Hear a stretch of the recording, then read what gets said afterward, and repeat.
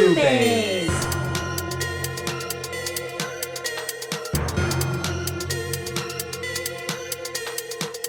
BooBaes.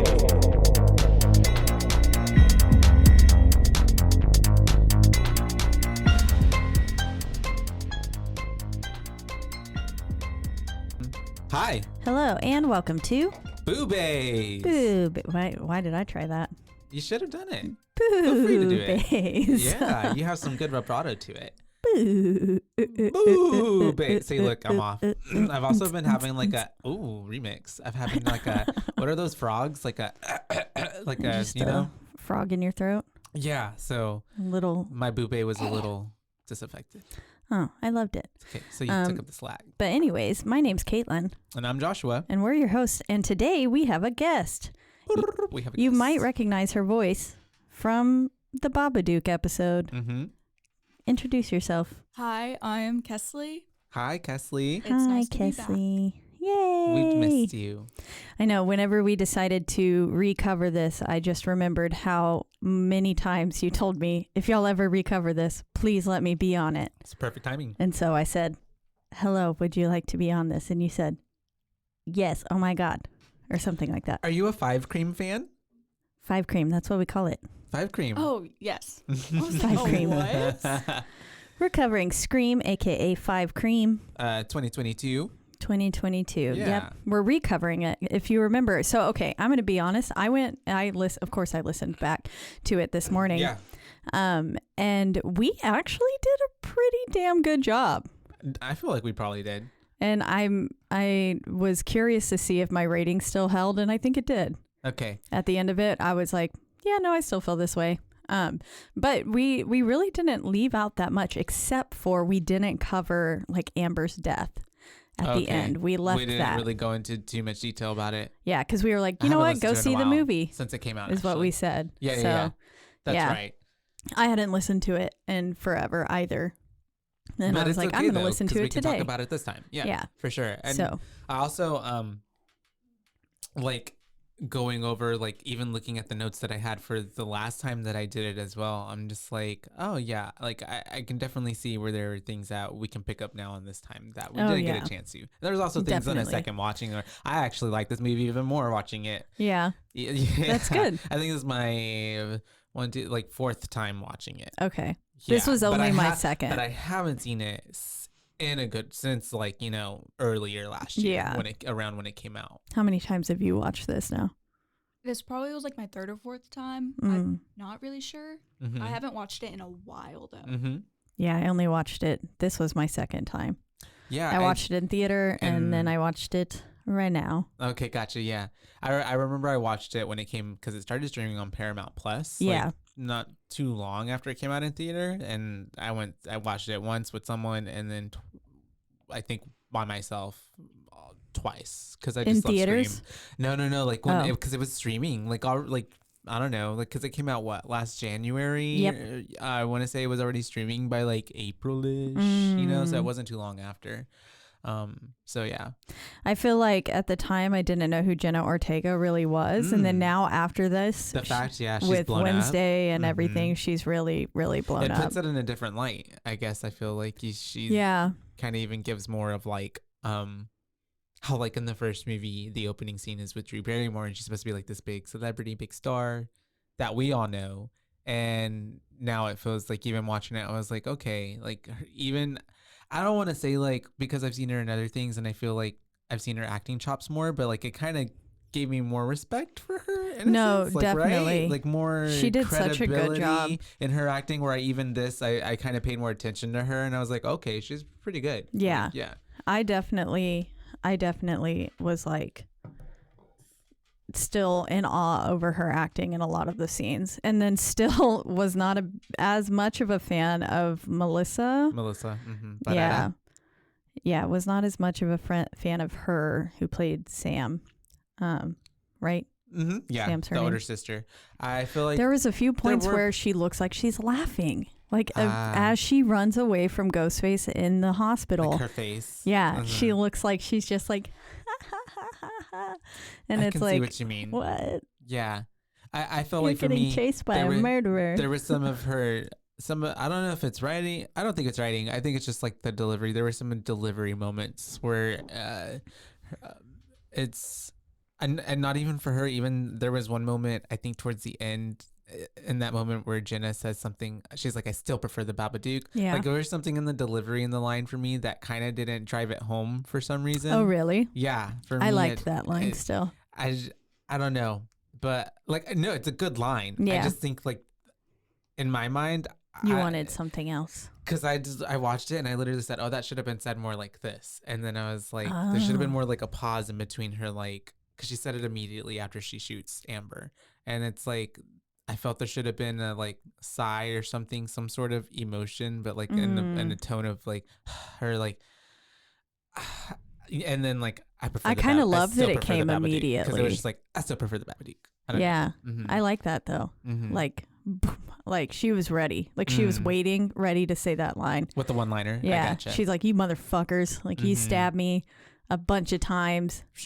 And you shit on the Babadook. They broke her leg. They threw her hand. That leg snapping scene really still gets me. Yeah. You know, they filmed that over a course of time where they filmed like the beginning of it, and then they had to like for some reason not film the ending of it, and then they came back to filming it. So she like started filming that at 17 and then finished filming it at 18. Oh, how fun. Yeah. That's wild. Yeah. Another fun fact is that during the beginning of the film, right there where Tara was walking through the house, in one of the windows to the right of the front door, the camera guy can be seen clearly during both scenes that take place during the hallway shots. Oh, really? Yeah. Okay, I have to watch that because I know I need to see that. At that's what just point? a goof. I'm sorry, what part? Whenever she's at the beginning of the film, whenever she's walking through the house and in the window to the right of the front door, you can see the camera guy, according to IMDb's goofs. I'll have to look it up. You know I love my IMDb trivia. Love it. I will say that in that opening scene where she's like on the phone and she's like freaking out, I love the way that the camera is far enough so that you can still see her and like freaking out, but you can see both of the openings behind her in the hallways. And it's like you're focusing on those because you think he's gonna come from pop there. out when she's in the kitchen, right? Yeah, yeah. I know what you're talking about. Like I don't think he did. No. Like, that moment, but like I saw a thing where it was like what am I saying? Sorry, it's like a thing that they do to keep your focus off so that you're expecting something to come from there. Like divert your attention kind of situation. Yeah. Because it's like you want to focus on her, but also you think something's going to come from there and it makes you more anxious. Yeah. Yeah. It's really building up the tension. And just like they do with Wes and closing all the doors and stuff too. Because you think he's going to jump out at some point, but he never does. Yeah. They're really trying to build you up. They're getting you really tense and until you explode. I also really noticed that at the beginning or when she's in the kitchen and you have because it's really dark and it looks like especially because it's Ghostface, you could just like I'm just expecting like just to see that face kind of pop up slowly. Like The Strangers. Exactly. Or like Halloween very like pop up like Laurie Strode popping up or Michael popping up and with the lighting but would have been and then cool. Nothing happens but then like it just escalates after that pretty quickly. Yeah, it does. And this scene too, and just like in every Scream movie, they're in on it, and they're like, well, there's got to be more. But like this attack scene was really brutal. It was. It really was. I don't know. There are theories that it was freaking boyfriend's name, Richie.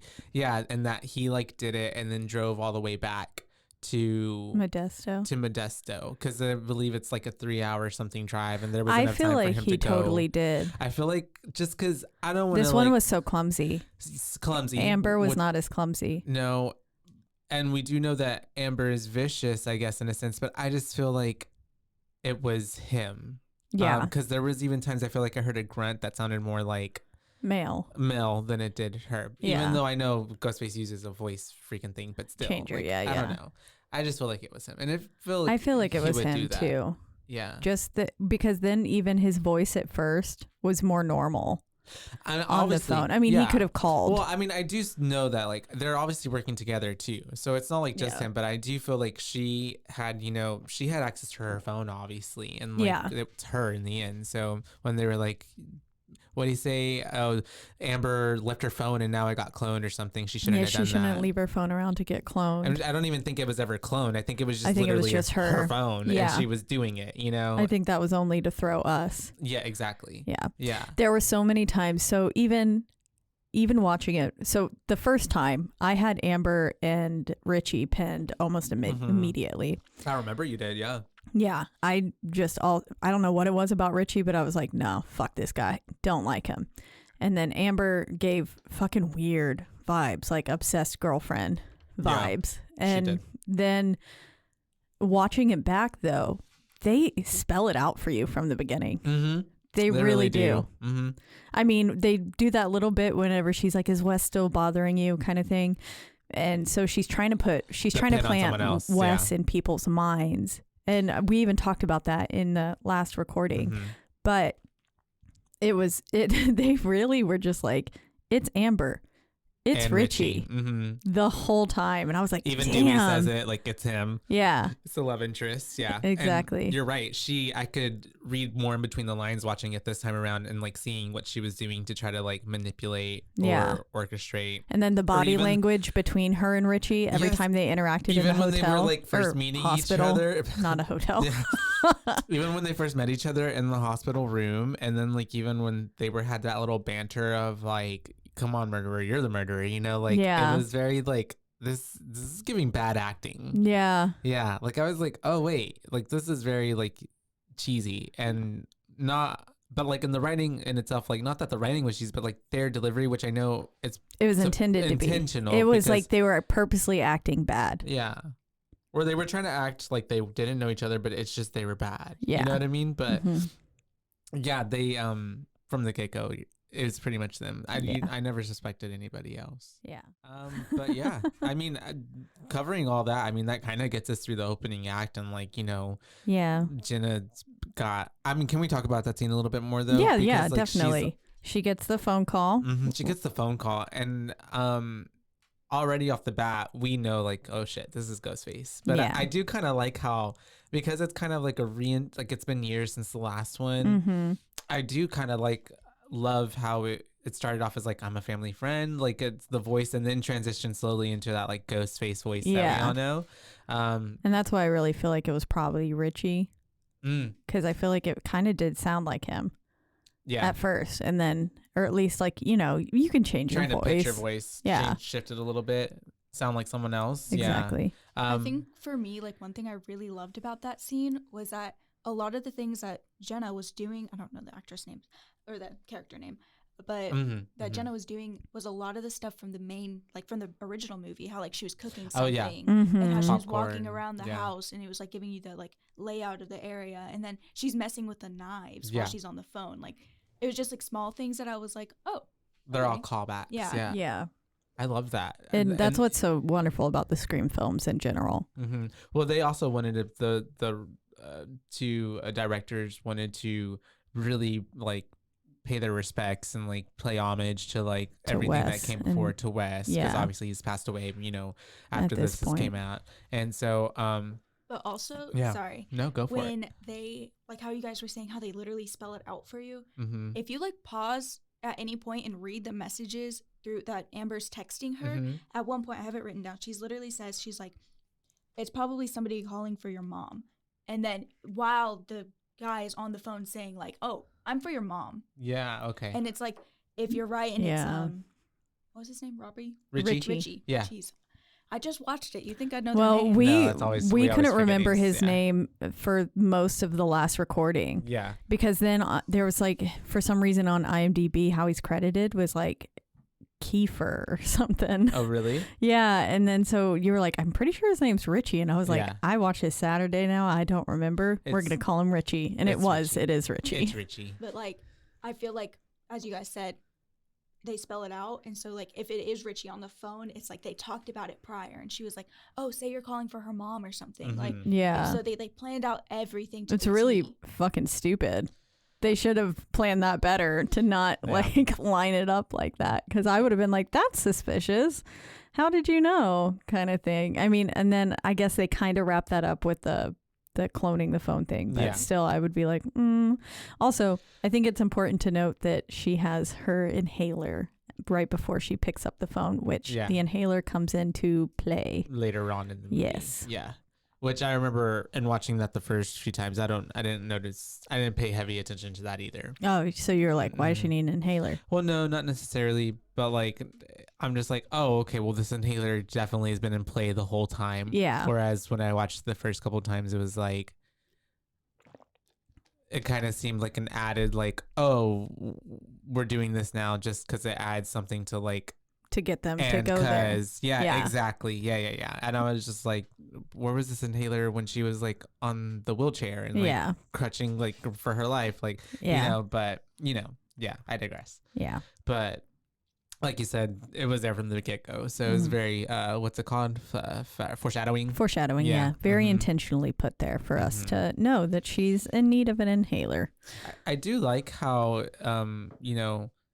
with the 2011 one and this one, they do like obviously try to like, technology has changed. Like it's more like, with the locks and stuff. Still terrifying to me. And stuff and all that. I love the idea of being able to do that from afar, but like... But like a glitch or something, or someone can hack into it. Exactly. It's so easy for people to hack things. Like, I mean, these two fucking idiots did it. So yeah, but also too, like Amber is really close to her, so I'm sure she might Amber have had the codes and all that kind of stuff. Yeah, because she was trusted, but we do, and so like I know that Amber's moved into that house, right? Schumacher's house. Yeah. And she was like, I've become obsessed ever since I moved into that house. Was she, did I miss it? She lived there before, like in Woodsboro, but just moved to the house? Or like, did her family move like, and she was a new student and like all together? I feel like she was a new student because I don't think that Sam babysat her. Right. Yeah, that's right. Yeah. Okay. She knew of her. Like, but she didn't know her, like, but grew up with her. Yeah, wasn't like that makes the sense. other three who she babysat. That makes sense. For me, like, the energy of that was like, because she is very protective over Jenna's character? Yeah, Tara, right? Tara. Yeah. So she's like super protective over her against Sam, and she's like, oh, well, I don't want to see her hurt again. And so I feel like she was there at least in the time that she left. Yeah. Oh, yeah. Sam left. But I feel like maybe it was only for like a year prior or something. And at that point, she was starting to become like this crazy person. Yeah. Becoming very attached to Tara. I would agree with that she definitely showed up right before Sam left. And because they definitely knew each other. Yeah, and that might be another reason they became so close was because Tara just lost her older sister, the person that she was like closest to. Yeah. And Amber, yeah, like took over that spot for her. Yeah, that makes sense. Yeah, totally. It is. Amber's just a fucking crazy psychopath, honestly. Oh yeah, she really is. She does a great job of really portraying that at the end. Yeah, she go batshit for real, balls to the wall. And we'll even like picking up the weird vibes, balls to the wall. Yeah. I don't know. But what you an said odd phrase. But yeah, Tara is attacking. I do like how. It is so violent. That sounds bad, but it's just it really like, wow. is. I mean, which was like, thinking back to Drew's in the original, she gets gutted. She really does. I mean, they cut out right before you see that, but right. Yeah, it's pretty terrible. Yeah, because it's like a really fast pan up to her in the tree. Yeah, that's right. They had to do that because of like the ratings and stuff. Yeah, exactly. Yeah, no, it was, and I like the way that we get that commentary on the Babadook and elevated horror and all that stuff. I think that was really such a fun part. A fun and coincidence that you also like are the person who guest spotted with us on the Babadook episode, and they're referencing the Babadook. Yeah, that's funny. I know, that is fun. Yeah, because in the Babadook episode we referenced this one as well. That's true. I think we did. When they talked about elevated horror, this was the only. Watching this movie was the only reason I even knew what the Babadook was. Gotcha. Okay, and that opened up the door for you. Yeah, that's awesome. I do remember that conversation now. Yeah. Oh, what a good film. What a good film. Full circle moment. She mentions Hereditary. She mentioned some other great films. It Follows. It Follows. It Follows to me. I wasn't a huge fan. I wasn't but a lot either. of people but really love it. I know. A lot of people love it. That's what I'm so confused by. I mean, there were some things, but like basically just it being like a sexually transmitted disease or infection is like, what? Yeah. I mean, that's a very true horror story. I mean, yeah, that's terrifying. Yeah, in itself. But maybe I need to watch it again and watch it from an actual like analytical perspective. Yeah. Like instead of just same. like watching it because everyone was talking about it. Well, I think because whenever I first watched it, I think it was also more of like, I'm like, what am I watching? And then by the end of it, I'm like, oh, I mean, I get it. But then I felt like I was kind of like, it was underwhelming, I guess, for me. Yeah. In I a would sense. agree.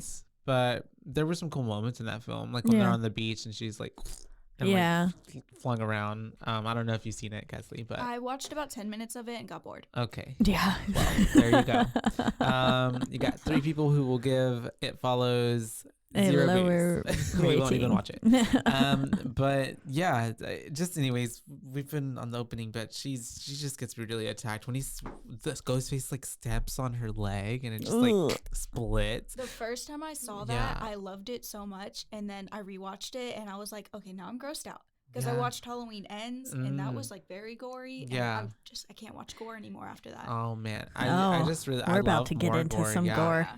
We're about to cover the Saw films. Yes. Oh. Yeah. That But was my Talk least about favorite. some. which There's I've a never scene. seen. There's a scene in one of the Saws. I can't remember which one, but where they just take this man's leg and it's in like wrapped in something, and they just start slowly twisting it, and then like the shin bones start like splintering through the skin. Ouch. It makes my calves and shins hurt so Just much. kill me. Just kill me. Yeah. But it's very brutal, man. And then like the stab through It the makes this one hand. look like child's play. Yeah. Like, oh, I can imagine. But yeah, and I do like how we get like a slash to her and she's like screaming no, and then we get the title card. And yeah. we don't necessarily know if she's dead or alive. I like how it kind of opened with that. Yeah. Oh, I definitely did like that. You know what I didn't really like, and I think I even mentioned it when we first recorded this, is I don't understand why we have a song like transitioning between that opening and then to Sam and her boyfriend there on the phone. Like, I just felt like it took me out of that element. Oh, with the song. Yeah, it's like SZA, I believe, and like she's. That's true. It took me out of it for some reason, and it only plays for like a little bit while she's out there, and then he comes out and they faded away. Like it's like you wish it would have just flashed. Yeah, and then like silence or like more of like an instrumental orchestral type of. It just kind of like the vibes were very like. It took me out of the Maybe they element just of had to Scream. put us. They were like, But yeah. California vibes. We got to shove them in somewhere. Sure, in Modesto. that does make sense. But yeah. Anyways, Also, that's me nitpicking. Wait, very nitpicking. before we get too much further, after he like The boner breaks her pill? legs, and then the boner pills, yeah. But then whenever he stands up, yeah, that shot is so cool. Sorry. right over her body. Yeah. Yeah. I just got the way that like you see her trying to crawl away and then you see him get up like, There was actually, loved that. in watching it this time, a lot of moments that Ghostface, either it was Amber or Richie, had a lot more like, I was paying attention to their movements. Yeah. And they did have like, even when they were stabbing Wes, and it was like very like, almost Michael, like a head tilt, but like that had to have been Amber. But there was very like, and the moment with Dewey, like there was just moments where it felt like they were more in like a marvel of what they were doing as well. Again, Amber. Yeah, probably Amber. Yeah. She was she loved the kill. Yeah. She was definitely there for it. Mm-hmm. Yeah. She was Anyways, but yes, they're sitting there talking now. We're in Modesto, California, and she's taking some pills, and he says, "What'd you just take?" And she says, "Your boner pills." Yeah. And he says, "You are my boner pills." Even watching it, so I'm like cringe this Cringe. time. Yeah. But I still love it though. It still made me put LOL. LOL. LOL. We sound like a bunch of millennials. LOL. But live out loud. Live, laugh, love. I love how immediately though we get the phone call and it's like Wes, and it's just like, your sister's been attacked. she's been stabbed. Dum dum dum. Yeah. It was some motherfucker in a Ghostface mask. Yeah. And so in watching it now, we already know, like, she hears Ghostface. She already knows, like, oh, okay, like, this is, because obviously her dad, biological father, is Ghostface. Yep. The original. The OG. So, And she knows that. Yeah. So it's for her, like, probably a really triggering moment. Yeah. Like, I'm sure she just wanted to, like, run. And was like, we're going to get away from this. That was her whole plan by moving to Modesto or whatever, 3 hours away. And then now she's gotta face this, she's going to have to come home. Yeah. Yep. And her getting away didn't save Tara like she had originally hoped. No. Because that is, as we find out later, why she left in the first place. Because she couldn't be near Tara. She couldn't tell her. She couldn't bring her into that life. Yeah, it's a really, like, big secret to hold. Obviously, that would, like, put a, like, wall in between you and someone, because especially like a sibling, because you thought you were full blood, and then now you're not, and stuff like that. And then also, I mean, the mom told her, don't tell her. Yeah. So keeping secrets brings, like, also another layer of, like, unnecessary, like, shame. Yeah. As well, because I'm sure she was like, because she's attached to this, and obviously there's a bad light on her dad because he was a murderer. So like that's like all these layers to it. So she's probably like spiraling. Yeah. Like she did, you know. But yeah, so we have them on. She's got to go to where do they live again? Oh, Woodsboro. Shoot me now. Wow. Yeah, Woodsboro. So they at this point we meet up at the hospital, right? And she ends up running into the twins and everybody. We kind of get like we were at the school before then. Oh, that's right. They're all there, and like Chad's trying to get Liv to find her, use the Find My Fam request, basically. Yeah. Which at the time I was like, no, but then now I definitely do share my location with Andrew. Same. And so with Andrew. Me and Andrew, yeah. We share each other's location. Specifically, no, I share mine with my boyfriend. But I also have like Nancy's location and like another friend in Austin's location. Yeah, we can have each other's location. Yay. Do you want my location? Yes. Know where I am at all times. Yes. There's something just like it's for safety, and like sometimes you go out drinking, and sometimes you need to know where people are. Exactly. Sometimes people travel from other cities, and you want to know like that how close they are. And then like, where if they stop messaging for like 20 minutes, you're like freaking out, thinking like, oh my god, they're dead, they crashed. But then you see like, oh, they're still moving, so they're okay. Yeah. That's I know that feeling. What was it the other day? Andrew called and it was during the tornado and stuff, and he called while I was at work, so I couldn't answer, but stuff was already bad in Dallas at that time, and I was like, oh my god, what if he's calling? Like my brain automatically was like, oh my god, what if this is him calling, and it's like his last call, and he's calling to say like I love you and stuff like that, and your mind went there, and then he's just gonna be dead. That's what immediately, there was no in between. My brain was just like, Andrew's calling him. This is his last phone call he's ever gonna make. It's funny how our mind sometimes, my mind be doing that too. I told him that, and he was like, what the fuck, Caitlin?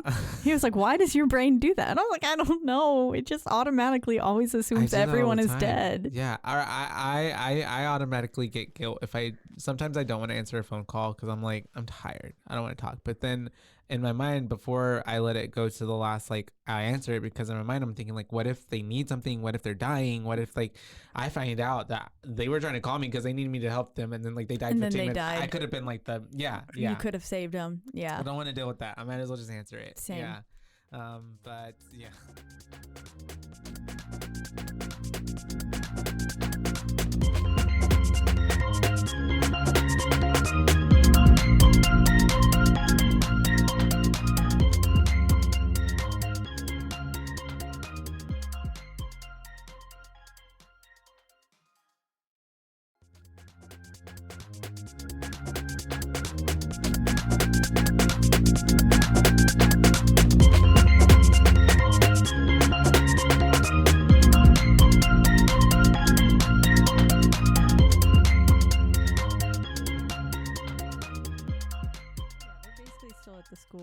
And Wes is like all for disabling your GPS. He's like, nah, shut that shit off. He was like, you should tape over your cameras. Literally. He's a little bit. He's like, paranoid. Paranoid. But for good reason, because there's a murderer. Exactly. And also, his mom. That's true. Is the It's the sheriff. sheriff, The and his sheriff. mom's also like lived through all that in the past, and I'm sure like especially because of the town they're in, like she's extra like hard on like all that seems like stuff that was drilled into him when he was a kid, and like now he's just like that because he grew up this way. It's That's very what's much normal to him. like almost like Halloween and Laurie Strode trying to raise her like very like, you know, I went shooting guns when I was 10 and then I did this and that because my mom was paranoid and thought Michael Myers was coming back. Exactly. But yeah, and this whole scene too is also a vibe of like we're getting the like the suspicion thrown on everybody in the group. And we're getting just introduced to the friend group too in general, and then we're also getting introduced to Vince, who's sitting there like watching Liv. Who it's a really throwaway character, honestly. Yeah, I mean, mean, maybe they'll tie in something, bring Stubacher back. Honestly, that TV never killed him. That's true. Just saying. That's true. That would be cool. That would be really cool. He's avenging. I am excited for Hayden. I'm excited for Kirby. Yeah. To see her again. How that ties in. Want to know how she technically survived. Yeah, I can see how she possibly did. Yeah. Because they thought she died, left her there, and then like paramedics found her and she went to the hospital and nobody knew she was there, and then like she ended up surviving because Jill was obviously in the fucking hospital and like then got shot. And what's his face got killed by Jill. Yeah. Scream 4. That was a movie, man. It was kind of all over the place. It was my least favorite of the franchise thus far. Anyways, but yeah, Vince watching her. And he's fucking creepy. I don't know. But then that's when they do go to the hospital. Liv can't go. And so that makes her look even more suspicious. Yeah. I think I was more suspicious of Liv cheating on her boyfriend with that dude. Yeah. Because like even when they were talking about giving each other locations, she was like, you can stalk me like a jealous boyfriend. And he was like, you can do it too. But it definitely was giving like, because she hooked up with that guy in the summer before. Well, and he pops up and then she's like, I can't go. It very gave, she's about to go over there and talk to him. Yeah, literally. That's true. But they all go to the hospital and we get the interactions of them all meeting up with Sam. And it's a little awkward between Amber and Sam, but she's very like, you know, like she said, sweet with the twins and like Mindy and Chad. Yeah. Mindy, Chad, and Wes. Because she's introducing them to Richie. Yeah. And Richie, whenever he walked in, immediately kind of like looked at Amber. If you watch his body language there, it was like he didn't immediately look at her. He actually was actively avoiding her. Gotcha. I think is what it was. And then so he's like looking at them and then he like chances a glance at her and she's already like moved on from him, or like really trying to sell her act rather. Because as we find out they were together, which that felt weird to me. That was also weird too. I wish they were just friends. Yeah. I didn't like that whenever she was like babe and stuff like that later on. And we also got to mention earlier when Sam and Richie were driving up, like he supposedly hasn't seen the Stab movies. He's playing really dumb. Yeah. Essentially, like he knows nothing about the situation that's afoot and what's happening. And he like, even asks her, he was like, do you have any idea why someone wearing that mask would want to kill your sister, knowing full damn well why someone would want to literally wearing that mask would want to kill your sister. He's Exactly. really playing the game here. He's really kind of toying with her at this point. I don't know. He's just sadistic, I guess. Yeah. Because even at that, it seems more just like enjoyable for him. I think it weird. is. Yeah. But we do have what they're having. They need their moment. Sam and Miss Amber like says to everybody, she's like, Tara's tired. Everybody, let's go. And all I can think to myself is, why is Tara not telling us that she's tired? Yeah. Tara, you don't speak for cool Tara. With everybody else being there, she never said anything to implicate that she was tired. Yeah. So why are you kicking everyone out? Yeah. Well, and then it's good that like Tara is able to be like, well, except for you, Sam, everyone but you. Yeah, and like the look on Amber's face was definitely like, why are you telling her that? Yeah. Which I didn't give you permission to say that. Yeah. Amber seemed like she had control issues. Like she really wanted to try to be like, you know, orchestrating everything, and she wanted to keep everybody and everything close to her. Yeah. Because I even felt like she kind of gave Richie some attitude at one point whenever she was like, and where were you? Like, you know, when they're at the hospital, I guess, when things are going on. But yeah. here in just a little bit. Yeah, actually, because Sam and Tara have their whole moment, but then Sam needs to go freshen up or get water or something. But she's taking her meds, right? Yeah, she says. Yeah, she says that she needs to go get some food. Yeah. But before that, this is where we actually get Vince's death. Because right. we flash back to them at the bar for children. I don't understand how the kids are at the bar. Yeah. But I mean, I guess they just draw the X's on their hands kind of thing, and they're just there to play pool. I know that there's one here in Waco that's they let people in. They're 16 and up, but they don't let you drink. You can just play pool and stuff. Oh, I've never interesting. I just know of it. Huh. Yeah. So that's where they were. They were sitting there playing pool, and Mindy's basically saying we're all suspects. And then she says, except you, Liv, you're way too boring to be a psycho, which was funny.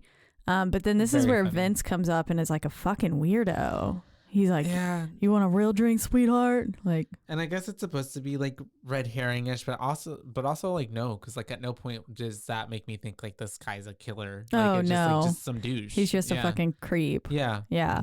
And then we flash to him peeing on the wall, and then someone gets in his car and revs the engine. It's a pretty cool scene. It is. Yeah. I also just really think it's just a throwaway, but it's supposed to tie in, and we find out later who he is, and the original murders or attempted murders tie to the OG killers characters. And so, but it's still, I was just it kind of just gave more style over substance, if that makes sense. Oh yeah. Definitely. There was a knife in the ignition, right? I was I don't think that works that way. That's how we turned it on. They hot wired it. I don't know. Ghostface got it on somehow. I did how the song playing there was saying he's a ghost. He can disappear kind of thing. Yeah. And stuff. I was that's well placed. And I like how it stabs him in the throat. I'm assuming that was Amber. Amber seems to have a thing for throats. I think she killed. Maybe. I think she killed Wes too. Yeah. And she stabs. She killed Wes primarily because she throws him under the bus, but she's oh, Wes, you're still hung up on her, obviously. Yeah. Oh, she has it out for him. And then when they're at the bar and Wes says something, where is it? I think I know she makes fun of him for having a crush on her a lot. And he says something about she says something about well, I'm not happy about the sister being back here, and he's so no boy can have her, and no one's now good her enough, family's off limits too.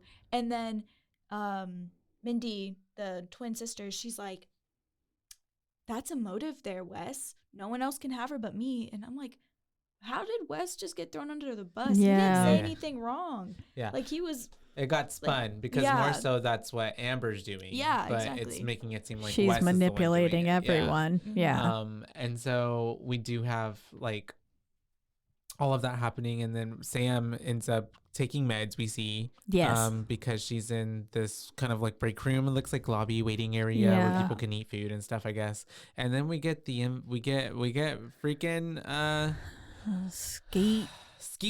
Skeeter Ulrich. Yeah.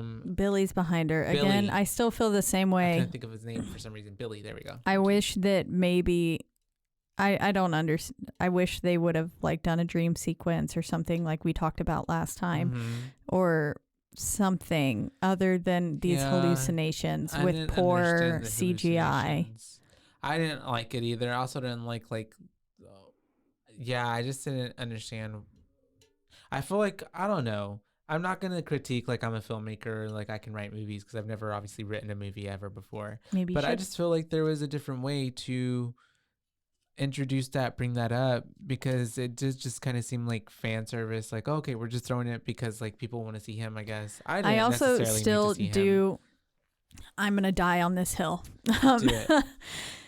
I strongly dislike how they give him a redeeming arc through this, when it's no, you're still a fucking murderer who murdered all these people for a fucking dumbass reason. Yeah. Because mommy wouldn't come home or something. Come on, mommy dude. Issues, yeah. Because his dad had the affair with Maureen. Exactly. And I get that. Yeah. Then I also strongly dislike how much the film plays into, well, he was a murderer, so the offspring's also got to be a murderer. Bad. There's something got to be wrong. Or with her. if she's good, then now he's good.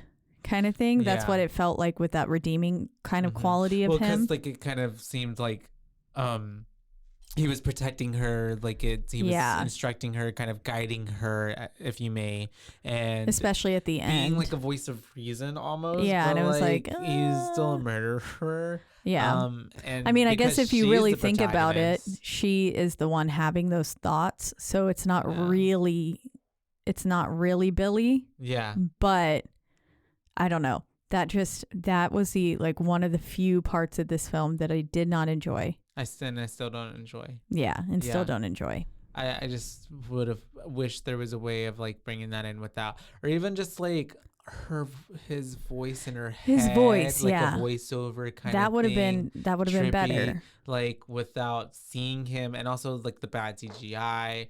Like honestly, because they tried to de-age him, and to that's make him what look at the time period like when he died. Yeah, you know. But like, I honestly would have been fine even if they did have him to like just leave him the way he looks now, because obviously, if you look at Skeet Ulrich, he still looks really good. Fine. He's like not aged that much. Yeah, like he looks very young for his age, and that's surprising. And I would have been fine with that because I don't have to see him young and like with like the computerized face. But I digress because we do find out anyways. You liked him though, right? Son. Did you like the CGI, or do you just liked him? I just like him. He is a very handsome man. He is very handsome. Yeah. Please ignore the fact that I watched Riverdale. It is a bad mark on my character. Oh, I also watched Riverdale. That's how I destroyed my first MacBook. I fell asleep while drinking wine and watching Riverdale, and I woke up to a black screen. Oh no! And then I turned my keys upside down, and wine just poured out. But he plays like a father in that. And okay. Jughead's dad. Yeah. Oh, I didn't know that. He was a very handsome man in that. To this day, I didn't even realize at first that it was him who played Billy Loomis in the original. Yeah. Until like I went back and like. You're like, oh. Yeah. I was like, Jughead's dad. Yeah, I honestly didn't. I feel bad. Like I haven't paid much attention to his career other than that. So like I didn't even know that he was in the Riverdale. Yeah. I also don't watch Riverdale. So. I only watched like the first 3 seasons. After my laptop died, I stopped watching it. Clearly, I figured that was a sign from the universe. It was right after they had started adding singing into like every episode, and I was like, okay, that's like what the Chilling Adventures of Sabrina did as well. And I was like, just because we can sing doesn't mean we should. Because it's on the CW. It is. Yeah, they were CW shows, I thought. But I don't know. They definitely were CW shows. Yeah. I don't know what episode y'all talked about the CW. It was like probably like it was on Nope. Yeah. Y'all were talking about it, and I don't remember which one of y'all was like saying good things about it. It was me, like, because old CW had good shows. Yeah. Old CW had really good CW, shows. No. Like fucking CW. CW went down. Like the writing. I don't ever watch CW. The writing is really cheesy. The CGI is really bad. I see. The editing is really bad. Well, that makes more sense now because Chilling Adventures of Sabrina, like the first season was good, and then it was like no. But I still watched all of it. Yeah. We do get Judy Hicks coming in though. That's right. Because Judy Hicks. Let's go. Comes in after Miss Sam gets attacked, and obviously there's some contention between the two because Sam was a problem child, as we know, and Judy Hicks was the deputy back then. Now she's the town sheriff. And we get Deputy Daddy there too. Oh, Deputy Daddy, that's right. Who's supposed to be protecting them in the hospital, but which he failed to do. He's too busy looking handsome. The fact that nobody heard her getting attacked by Ghostface. Yeah, I thought that was weird too. Because like she opens the door and she's screaming, and there's a nurse right there. Yeah. I was like, are you serious? We already know that this hospital's basically empty. That is true. That's true. Apparently like in lacks every scary movie hospital. But I mean, with the nurse being right there, they just lacked. Maybe she had her earbuds in, and she was like. Yeah, jamming to some like Shania Twain or something. But I thought in watching this too, I agree. I thought it was weird that like she was making a lot of noise. There were tables being tossed and like chairs. Yeah, literally flipped. Yeah, I am surprised that nobody heard the commotion. And was like, what the fuck's going on in here? Yeah. Yeah. But just like always, Ghostface has just enough time to get away, and everybody's looking at her like, you crazy. And then she's even like, wait, am I crazy? And then it's just kind of like a mess. And then obviously Judy is just like, you need to leave. You need to get out of here. Just get out. Because this was You're the a problem. Scene where they like, what is Amber and Richie. Richie are, like, yeah, that's right. each other. Yeah. Well, where we go? then like Sam's like saying something back to Judy with attitude. And she's like, let's talk in the hall. And I'm like, why are you telling her to leave? That is her sister. That's the only family she has in town at the moment, and you're telling her to leave. I was like, we actually need to tell Amber to leave. True that. That's who needs to get out of here. But okay. Yeah, it's unfortunate that Amber did have a solid alibi, at least at that moment, because she was being interrogated by Deputy Hicks. Yeah, or that's Sheriff true. Hicks, my bad. So it had to have been Richie. Yeah, which is, again, why you're so fucking clumsy. Yeah, and we knew he was at the hospital, and after this... I was watching Netflix. Sam is very... she wants to go to the source, so she's going to go find someone who will help her, and that's Dewey, of course. And she also, right before that, spills the whole story. The beans, that's right. About Billy being her dad to Tara. And this is where Tara has... Her acting here is so good. Jenna Ortega's acting during this scene is just chef's kiss. When she was like, get the fuck out. I was like... The emotion is very raw. Good. She seems genuinely angry with her. Oh, de-emotion. I thought you said de-emotion. De-emotion. De-emotion. De-emotion. De-emotion? De-emotion. De-emotion? De-emotion. I know, but I thought you said damn ocean. Damn emotion, but all of them have damn ocean as well. Damn ocean. But yeah, no, she did pretty good. But Sam tells her basically like, it's her fault, which it's not, but her fault that their dad, quote unquote, left them. Yep. And their mom blamed it all on Sam, and then Sam couldn't tell us Tara, and then that's why she left, which is all really heavy.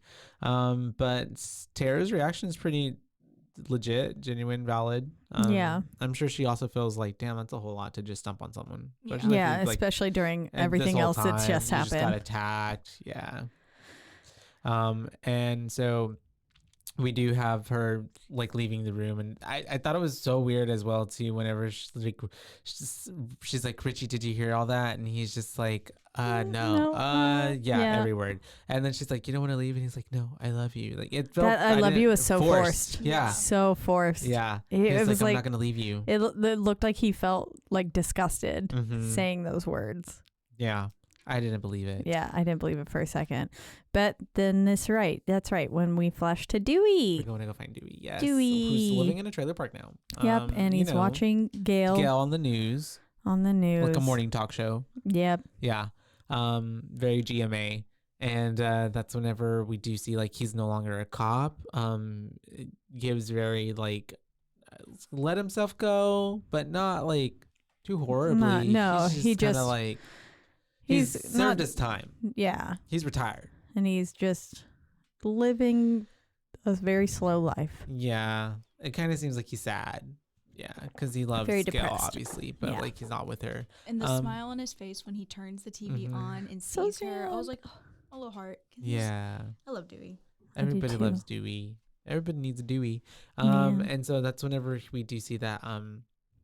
They go up, right? And they're knocking at the door, and that's whenever he's like, doesn't want to let them in. He's like, give me a good reason to let you in. And she's like, I'm the son of Billy Loomis. And he's like, the immediately, daughter. Or the daughter, my bad. I'm the Father, the Son, and the Holy Spirit. I'm sorry.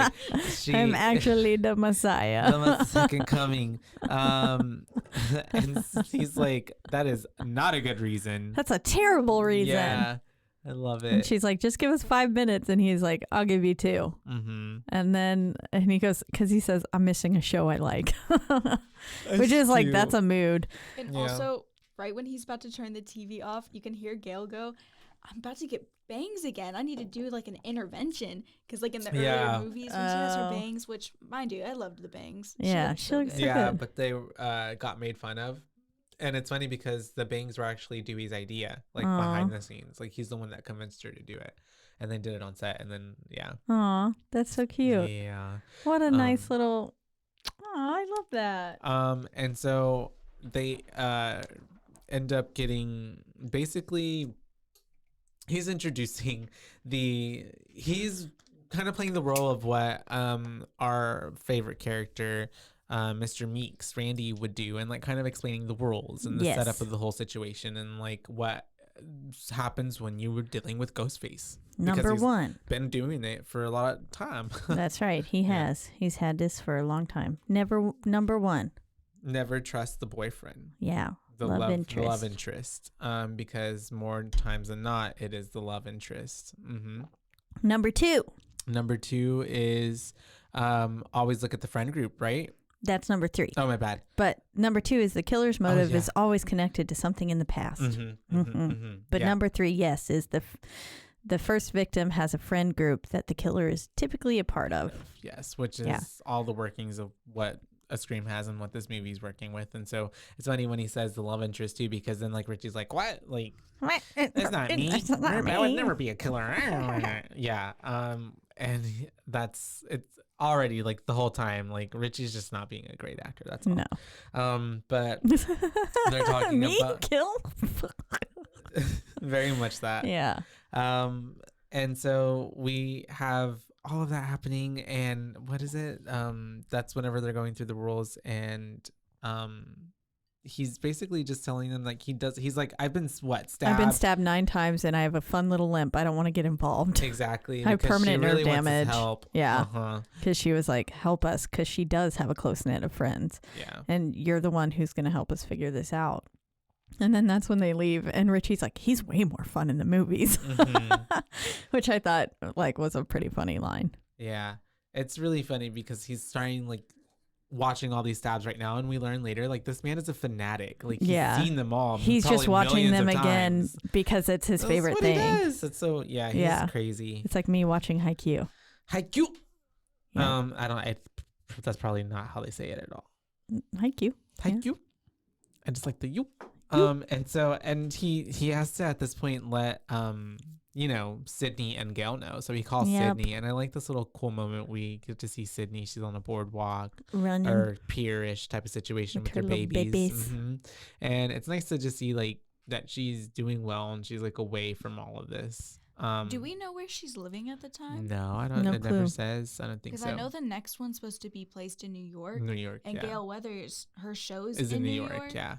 And so I'm like, is Sydney in New York too? I don't know. But Sydney's not coming back, right? No, she's not. Apparently. But I've heard from like other sources that they're like, oh, she's coming back, and I'm like in secret. Yeah. I don't know. I don't know if she's in it or not in any capacity. I sort of hope she's not. I'm not gonna lie. I feel like she needs a break.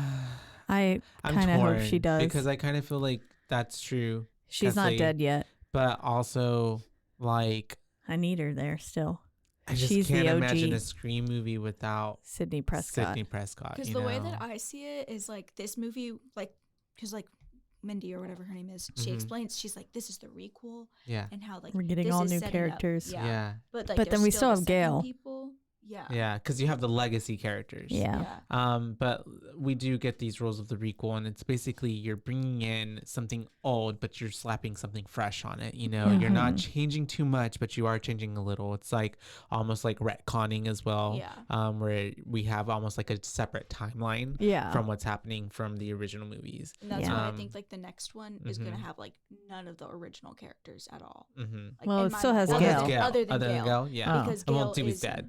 Yeah, Dewey's Poor dead. Dewey. So it's only Gail. It'll only be Gail and Sydney. Sydney. Yeah, damn. But I don't know. They might get her back for the 7th one. I think, and I think what it was is that like they weren't paying her enough. She wanted more money, and like she felt like, because I'm like, this is her franchise essentially, and she kind of felt like slighted a little bit. Like, yeah, I would too. Yeah, I'd be like, I'm the main fucking character. Yeah, literally. Like, give me my worth. Yeah. So I think that's that. But we have them Sydney, with the babies, and I like how he's like, how's Mark? Because we learned at this point that she married Mark Kincaid. Yeah. From the 3rd Which movie. I remember I didn't pick up on at all until we talked about it, and then I was like, oh, that's so sweet.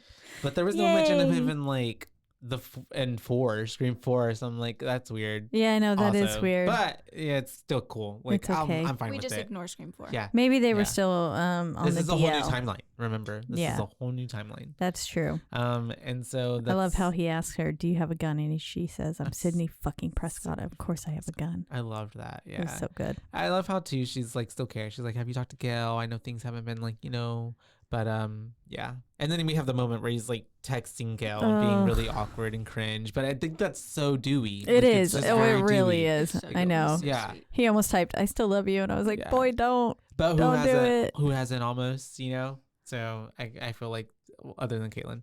I was like, most of the time, if I leave someone, we done. Yeah. But I just feel like it's very Dewey, very on brand. And the fact that he has her as his only favorite in his phone. Oh yeah, I was still so mhm. sweet. Oh, he only has eyes for Gail Weathers. Always has ever since he was like what 11. Is that what he said? Oh yeah, that's Whenever right. he first started watching her. Demographic between like 12 and something. Yeah. But we're with the group because he does decide to join, and we're kind of all talking about essentially the requels, and we're giving another kind of Randy Meeks explanation from his niece, essentially, not really his nephew. Yeah. Oh, and we do see his sister, which was really cool. Yeah, that's true. Mhm. She did come back and she was like, my brother would be so proud. Mhm. All of them are here gathered around. To She was die. like the suspects. Yeah. And it's pretty interesting to like kind of just get their vibes on like basically what every Scream movie does, and kind of like not poking fun, but like basically explaining to us what's happening all before us. Yeah. Which is so good. I get like, so excited every time I talk about these films now Yeah. to people who don't get it. Yeah. And it's I'm so like, fun. you It's so have good. they're really so clever. They're so smart. And it's so just Because on itself, and it's amazing. And it has to follow that because it's like spelling it out for you, but they do it in a way that's like not. It's not like, I don't know. You just have to get it, okay? Yeah, the girls who get it, and the ones who just don't. They're dumb. But what were you gonna say, Kathleen? I don't remember. But you get it. Yes. You get it. And so I love Mindy's explanation of the prequels, and kind of like how we're getting like how we have Halloween and we have the Candyman requel, and how it's, a retelling, but it's not necessarily changing too much because it still plays on things that had happened in the past, or like the Hellraiser, the remake kind of felt like it pulled still from things that we knew from the past already, but changed up other things. And I think it's a really great way of like making things fresh and exciting, and it really feels like nostalgic but new at the same time. Yeah, it has to be new but not too new. New main characters related to the OG characters. And that's when who was it? Sam says, "Are you telling me I'm caught in the middle of fucking fan fiction?" Yeah. And she goes, "No, you're the star." Yeah, she really is. The fact that they are like, well, if everything's like the way that it's said, you're the killer. Yeah. And she gets so mad. I really didn't understand that. I didn't either, because then everyone else was like, yeah, that makes sense. And I was like, no, it really doesn't. Exactly. It doesn't make sense. But also, you brought a bunch of teenagers into one room and said, one of you try to kill your best friend. Yeah. And then got mad when they were like, well maybe you tried to kill your sister. Like, why are you accusing us? It gave that vibe, because everybody had the finger pointed to them a little bit at one point. True. So and it's kind of like when Wes was like, well, maybe it's Dewey, and he like said all these things to Dewey, and Dewey was like, well, maybe it's you, because that really could be. Yeah, I love that. That was one of my favorites. Face made me laugh so hard. I love it. But yeah, we have, like you said, her storming out and leaving, and then we get another freaking Billy Loomis moment of her in the car, and she's kind of having that hallucination. His face looked even worse here in the rearview mirror. It really did. But very zoomed in on him. It was. I was like, objects in mirror are closer than they appear, apparently. But it's not like that on your rearview mirror. It's only on that left side, like or the right side, the passenger side. Yeah. I guess he was really leaned up. Yeah. Like, he didn't have a seatbelt on, and he had his face between the seats. She almost wrecks. She almost wrecks, but into Sheriff Hicks. Yeah, into Sheriff Hicks. I love how this all overlaps too. Eventually, yeah. I did not notice that. Wait, I'm pretty sure it was Sheriff Hicks blowing through, coming back to get to whenever she was coming back to get baby boy, baby boy Wes. But wait, but how would he have? No, it couldn't have been. Because it didn't happen yet, because we're just getting her at the house. Yeah. But it could have been just like, I thought it looked like Sheriff Hicks' car. It could have still been her, but before she could have been all of this zoom had in, happened. zoom. Yeah, she's really a police small officer. Town. Yeah, it's a small town. I'm The sure too. sheriff. I'm sure like her Judy Hicks would not and, break like, the her law. house is here. Because we do see them at home, because Judy's in the house, right? Yeah. And she's setting up, and I love how even the house is like, it's very Judy Hicks. Like, yeah. It was so cute. Yeah. It was so homey. Very all of these homey. homes made me realize how much of like, I just don't ever want to live in a house that doesn't have an open concept. Because they're so close. Yeah, and all the doors and where a killer could be. Exactly. Oh no. Yeah. I don't want open concept. I need walls to hang shit on. Yeah, you do. That's your vibe though. Yeah. But I do fuck with the concept. I would definitely rather just see the killer across the way and be like, oh, awkward, rather than them like hiding behind the door. Because there are a lot of areas for them to hide, as we see like here, especially when she's getting spooked because she hears something and she's like, oh, is someone in here? And she thinks she's like, Wes, like, where are you? And she even gets a knife and she's like trying to protect herself. Yeah. Because where's her gun? Yeah. That was my first thought. Well, she was in her little workout gear. Yeah. Her titties out. Yeah, her boobies did look. So we talked about that last time. Yeah, they looked amazing. I think she had like a periodic table of like vegetables on the wall as well at some point. Yeah, good for her. That's cute. That's what I'm like. That's so her. Judy. But she just seems like Judy. She seems like a person who just really loves, she loves being a mom. She loves being Wes's mom. She loves her job. She loves keeping the community safe. Yeah. So R.I.P. But yeah, she. I know. I hated her. Almost stabs Wes. She does. Because he has his headphones on, right? Yeah. She turns around and he was like, Jesus, like, ah. Yeah. I don't understand why he's surprised, because obviously there's a killer on town. Everybody's and why did he leave the door wide open? Why do you leave the door wide yeah. open? Mm-hmm. Exactly. Especially for being one of the ones who was very like paranoid and OCD. Yeah. But she's so sweet. She's gonna go get him his favorite food and she's gonna go pick it up because sushi. He doesn't like it delivered because something gets soggy. Yep. Yeah, it gets all mushy together. And then we get our favorite shower scene with Wes. Yeah, which is playing homage to Psycho. Yep. And one of my all-time faves. Taking a shower. It's, he's looking all sexy. He is, but with a god-awful farmer's tan. Yeah. God, that's all I noticed too. It was just his neck and his arms, and I was like, oh, they couldn't airbrush that out for him or something. No, all natural. Damn. The one thing I understand, it's Scream and it's the whole point of the movie, but why do people pick up unknown callers? Yeah, I've had like 4 this week, and not once have I picked one up. Oh no, I will never. Either. Yeah. No. I'm like, if it's important, you'll call again, and if it's important, or you'll leave a voicemail. A voicemail, yeah. And I'll call you back again like 4 times, and I'm not picking up until a voicemail is there. Yeah. Same. Or a text message saying like, "Hey, this is me," and I'm like, "Oh, okay."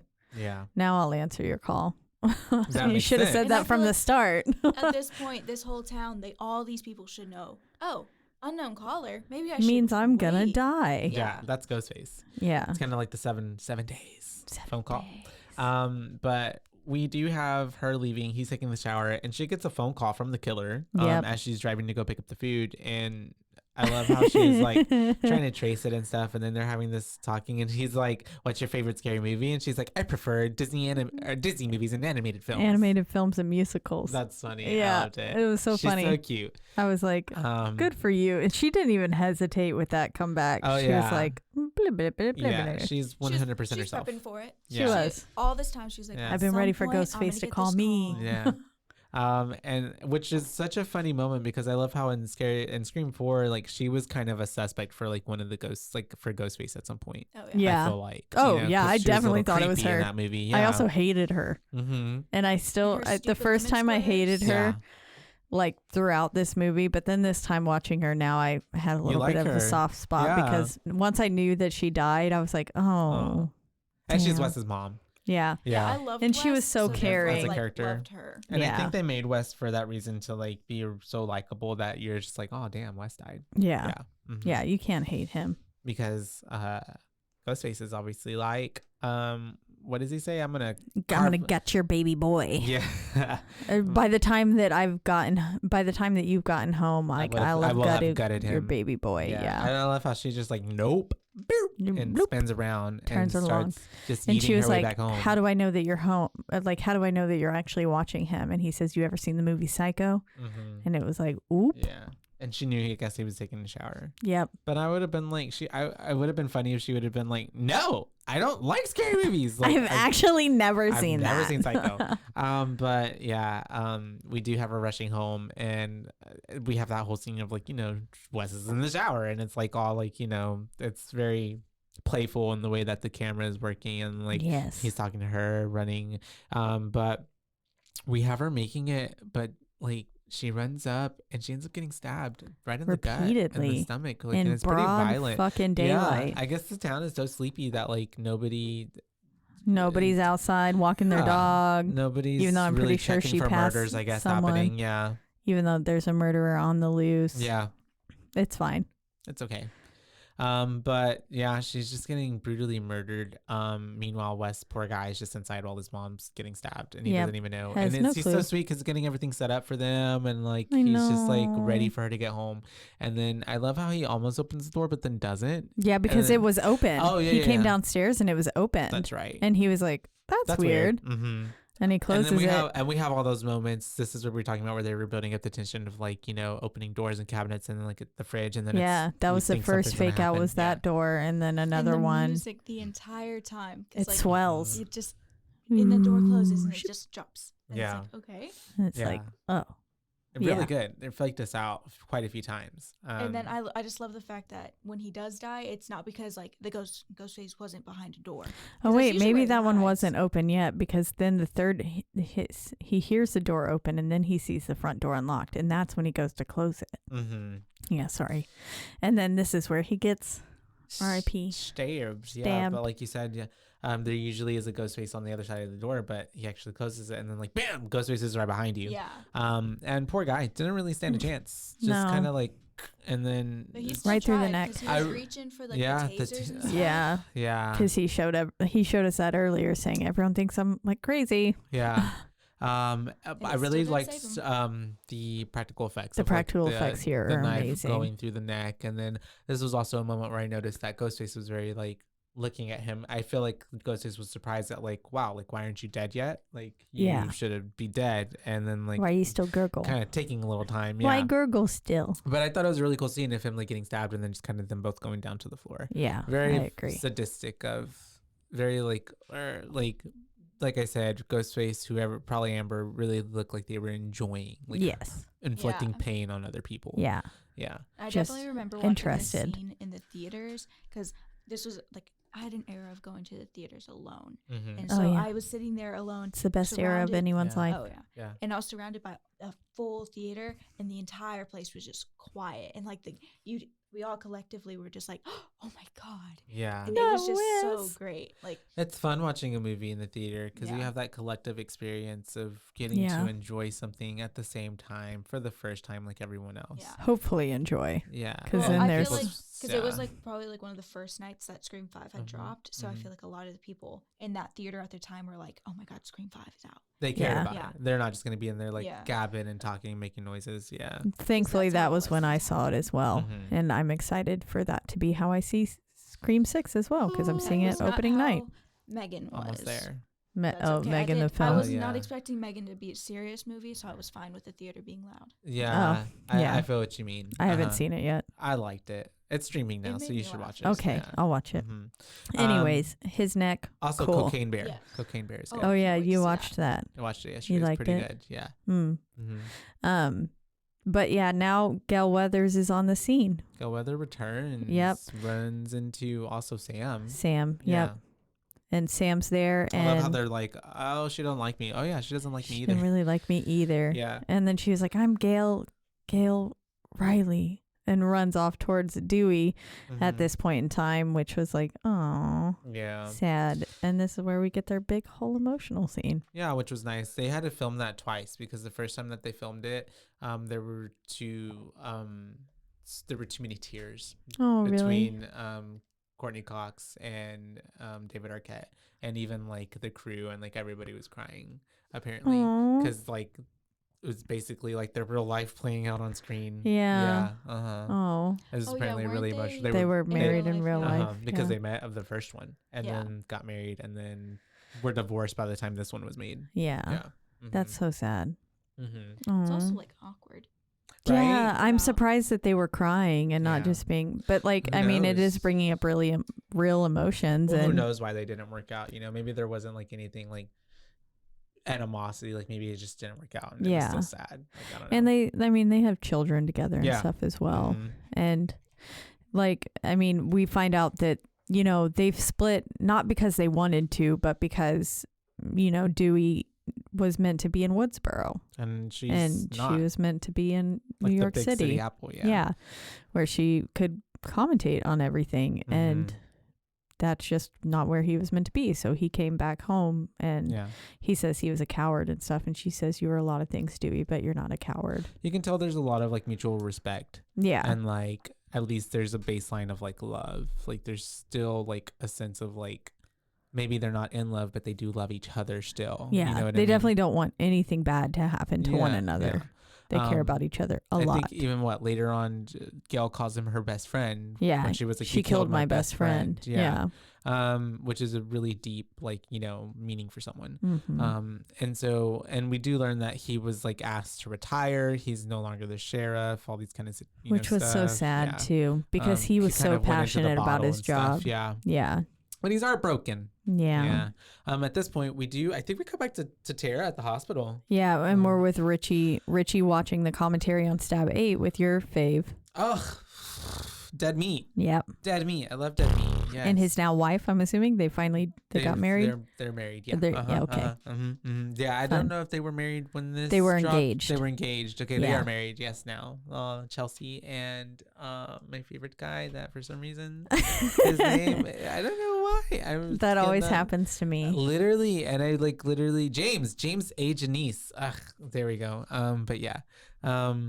Yeah, it's so funny because they actually became friends with the directors and the producer who made this film. Oh, and really? That's how it fun. kind of ended up. Like they even went to their wedding and stuff. Like that's so cool. They ended up on the film. Yeah. Nice. But he's watching this kind of recap of situation podcast of the Stab 8 film, and it's funny because they're basically saying what the sentiments of Richie and Amber are saying of how like they hate, Stab 8 and how it shitted on the entire franchise. Talking about how Stab and not like how it should have been Stab 8 and not just Stab. They're making fun of the commentary of the name. Yeah. And like how Scream and Scream 5. Yeah. And then it says, if you ask me, this entire franchise goes off the rail with 5, which would have been this film. One. Yeah. Which was a lot of funny play clever. On words. Actually, I remember I hated that this was called Scream, like the original Scream, and I didn't just have like a Scream 5 or something to it.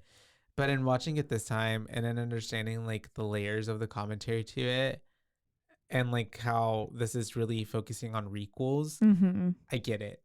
I get like it too. How Candyman, and we had Halloween that came out, 2018 and it has the same name as the original. I get it. Yeah. So I get it as well.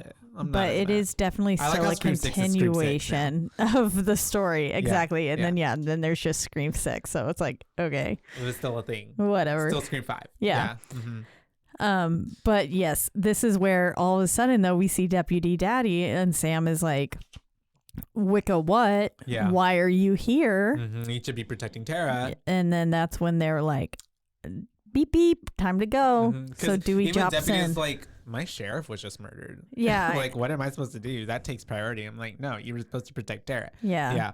But yeah. But I also kind of feel him because I'm like, oh shit. Yeah. The sheriff was just murdered. I kind of feel like all units to this area now. Yeah. Like, we lost our top dog. Yeah. Like, but then also maybe this is the extra important time to protect because that was a diversion witness. A distraction. And so we do have her breaking her neck just to get all the way to the hospital, and then we do see Tara's almost at the killing hospital. them. And Tara's at the hospital, and she's in the bed and she hears that someone's there, right? Yeah, she hears something. She's watching TV and she hears something and she's like, nope. I gotta get out of here. She starts trying to get out of bed, and I was like, "Ooh, girl, probably not a good idea." Damn, her poor hand. Like, I'm trying to get on that fucking. And just how many times she was stabbed in the tummy, and then her abdomen. Yeah, you're right. In the back as well, right? Yeah. And then also moving her broken leg off of the bed as well, which was just in a boot, and I was like,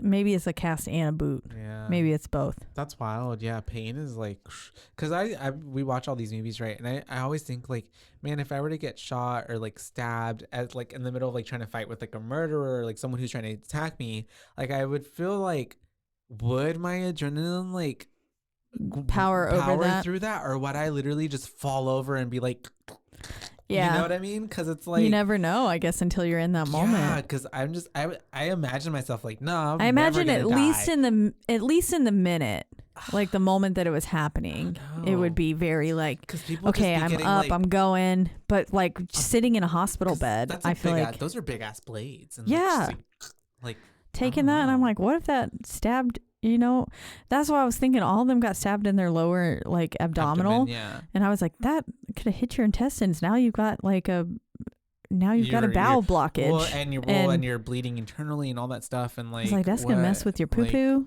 All of that, and like just your life. Yeah. But I can't imagine. But she's, poor thing, just hopping out of this bed and trying to get into the wheelchair. She's trying to escape. And of course the lights go out as she's doing this. So I'm sure her heart rate is just like through the roof. Mm-hmm. Yeah. She had an Apple Watch on. It's giving her a warning. Yeah. And you do Mine gives me that like once a day. She's about to go out of the probably pretty bad. That sounds really bad. No more caffeine, please. She goes out she's trying to get out the door, but at that point, does she answer the phone? Yes, phone rings. Yeah.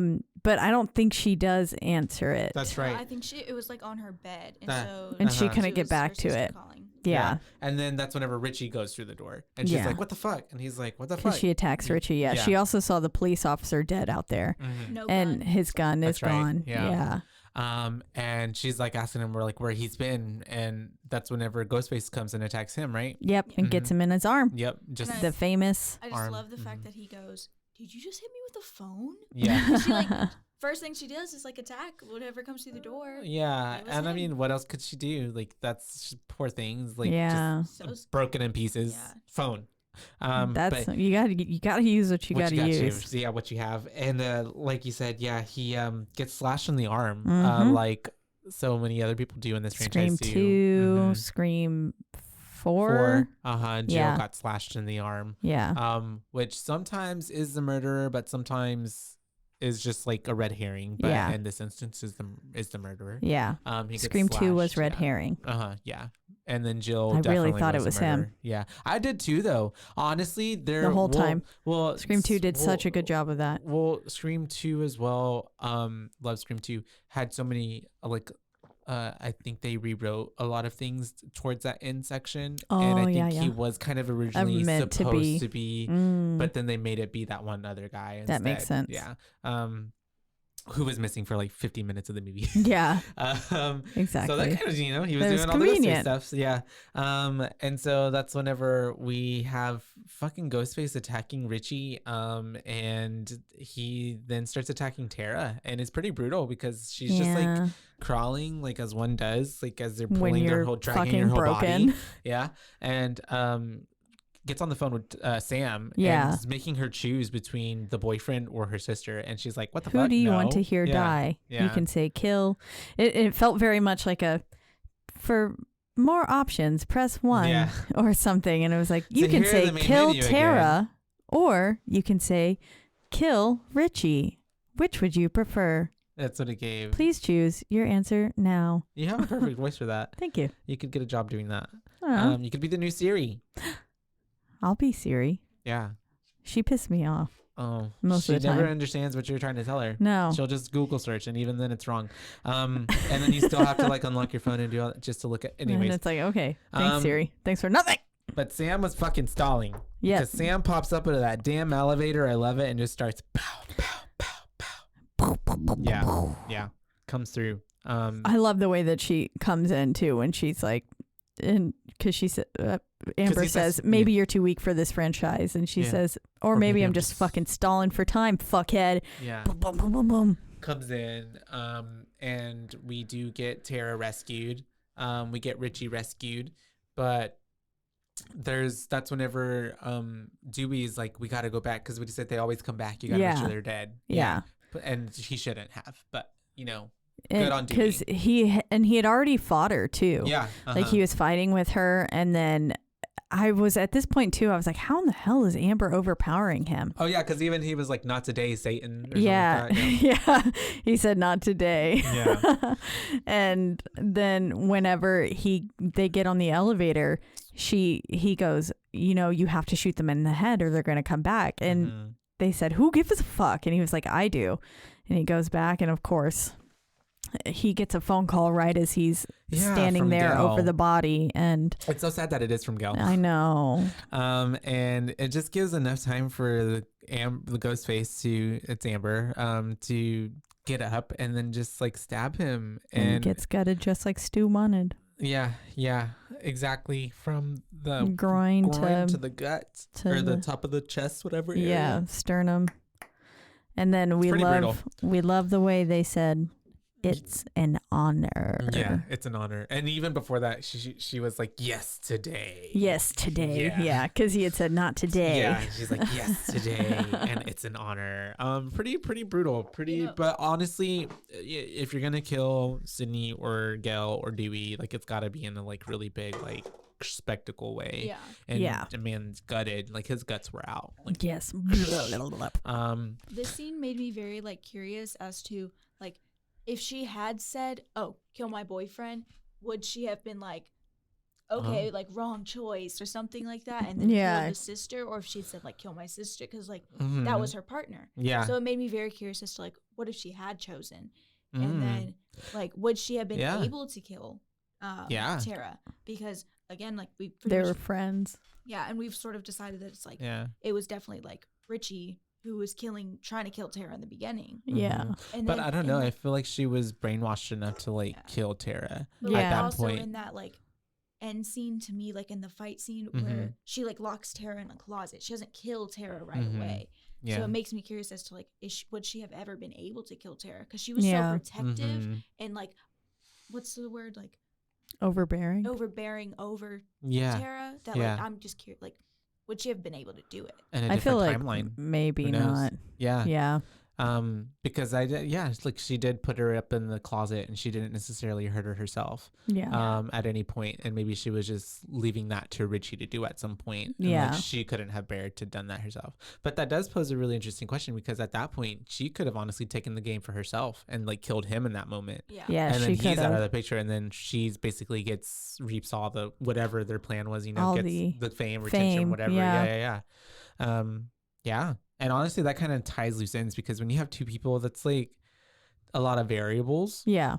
That just really makes you in control. And I honestly don't. And there's always one who's more in charge. Yeah. And I don't put that past her, because she seemed crazy. And like she likes control. Yeah. So I don't know. She seems like a wild card. She was the Billy Loomis of this. Yeah. And then she was her Richie obsession. was definitely the stew mocker. She just like drew him in. Yeah, because she was the one that got obsessed with it whenever we find out when she moved into the house and all that stuff, and went on the little Reddit subreddit forum. Yeah. But Dewey's dead. Dewey's dead. Finally have Sydney showing up because Dewey's dead. And we had that emotional scene with Gail, this is where I actually cried. Yeah. And the first time I saw this film, so when I saw it in theaters, she's like, no. And that's such like emotional music, with the slow-mo and stuff. And I was like, fuck, Dewey's dead. Like, he's really dead. Like, it made it real. Yeah. I didn't cry when he died, but her reaction made me cry. Yeah, exactly. You could feel the whole theater was just like, it's like, oh, fuck. You can feel Dewey's the emotional fucking toll. Dead. And I want to cry thinking about it just now. I didn't cry watching it this morning, but I was like, I think I was also typing notes during it. So it's really raw, because you followed him throughout the past 4 films. Yeah, and he's really always has been a backbone, and kind of also like that character that you always root for, and it's funny because in the 2 and 1 and in 2. Did it happen in no, not in 3, but he always ends up hurt. But he makes it. Like, he's always that, like, he always survives. He always survives. But there's no surviving this. No, and it's sad because we do see like her reaction, and then we see her and Sydney getting together, and it's very much like, because it's almost like it's a very much closing of a chapter. You know? Exactly. And I love how it's like inside and outside the movie. Like, like for the character, but then also like these actors have been playing he's played that character for 20 something years. So that's like I'm sure probably grows to be a part of a person. So I'm sure even them like are just like, whoa, like I will never play. I mean, who knows? It's Hollywood. They can rewrite it. I don't know. He can come back to life, but like he's like, I've never played that character again. If the Scream franchise gets to that point, I might start disliking it. It's like in Schitt's Creek whenever Moira comes back to life, her character I didn't know on. she died. Well, or in the sitcom she plays, she gets like drowned in a toilet or something, and then she comes back to life through a toilet. I don't know. Her. It's something so ridiculous. Because of Schitt's Creek. Yeah. I've only seen a few episodes of that show. Oh, it's so funny. What a good show. And so that's whenever we do have Sam wanting to leave after she's talking to Sydney, because Sydney's basically being like, I can help you. We need to figure this out. And Sam's like, I'm sorry. Like, this might have been your drama, but this is not mine. We're going to go and leave. And we're going to do what nobody ever does. Get the fuck out of Woodsboro. Exactly. Yeah. Which didn't they try to do? I don't remember. She did that one. for the third one kind of basically followed them out to Hollywood in a sense, on a set. But it's always she said it always follows Woodsboro. Her. Yeah. Because I mean, well, even she did go to college. Yeah. Yeah. It followed her to college, Yeah. and then she also, in the third one, was like living in remote somewhere in the woods because she was trying to stay away from it, but somehow she got pulled back. Still followed. And then in the fourth one, she was on a book tour, and it was ending in Woodsboro, and that's when it all happened in Woodsboro. Exactly. So she says it'll always follow you. And this is where Sam gets a little fucking rude with Sydney. And this is where I love how Gail, watch your tone, new girl. And I was like, yeah, you tell her, Gail. You want to know how to survive this? This is the girl who's done it. Yep. Yeah. Exactly. I love also Sydney looks, well, both Gail and Sydney, but they look so good. They do. Like, they're amazing. I mean, that's the power of money and Hollywood and magic and skincare and like being to be able to afford like all this stuff to take care of yourself that well. Yeah. But like, they look so good. They did. Yeah.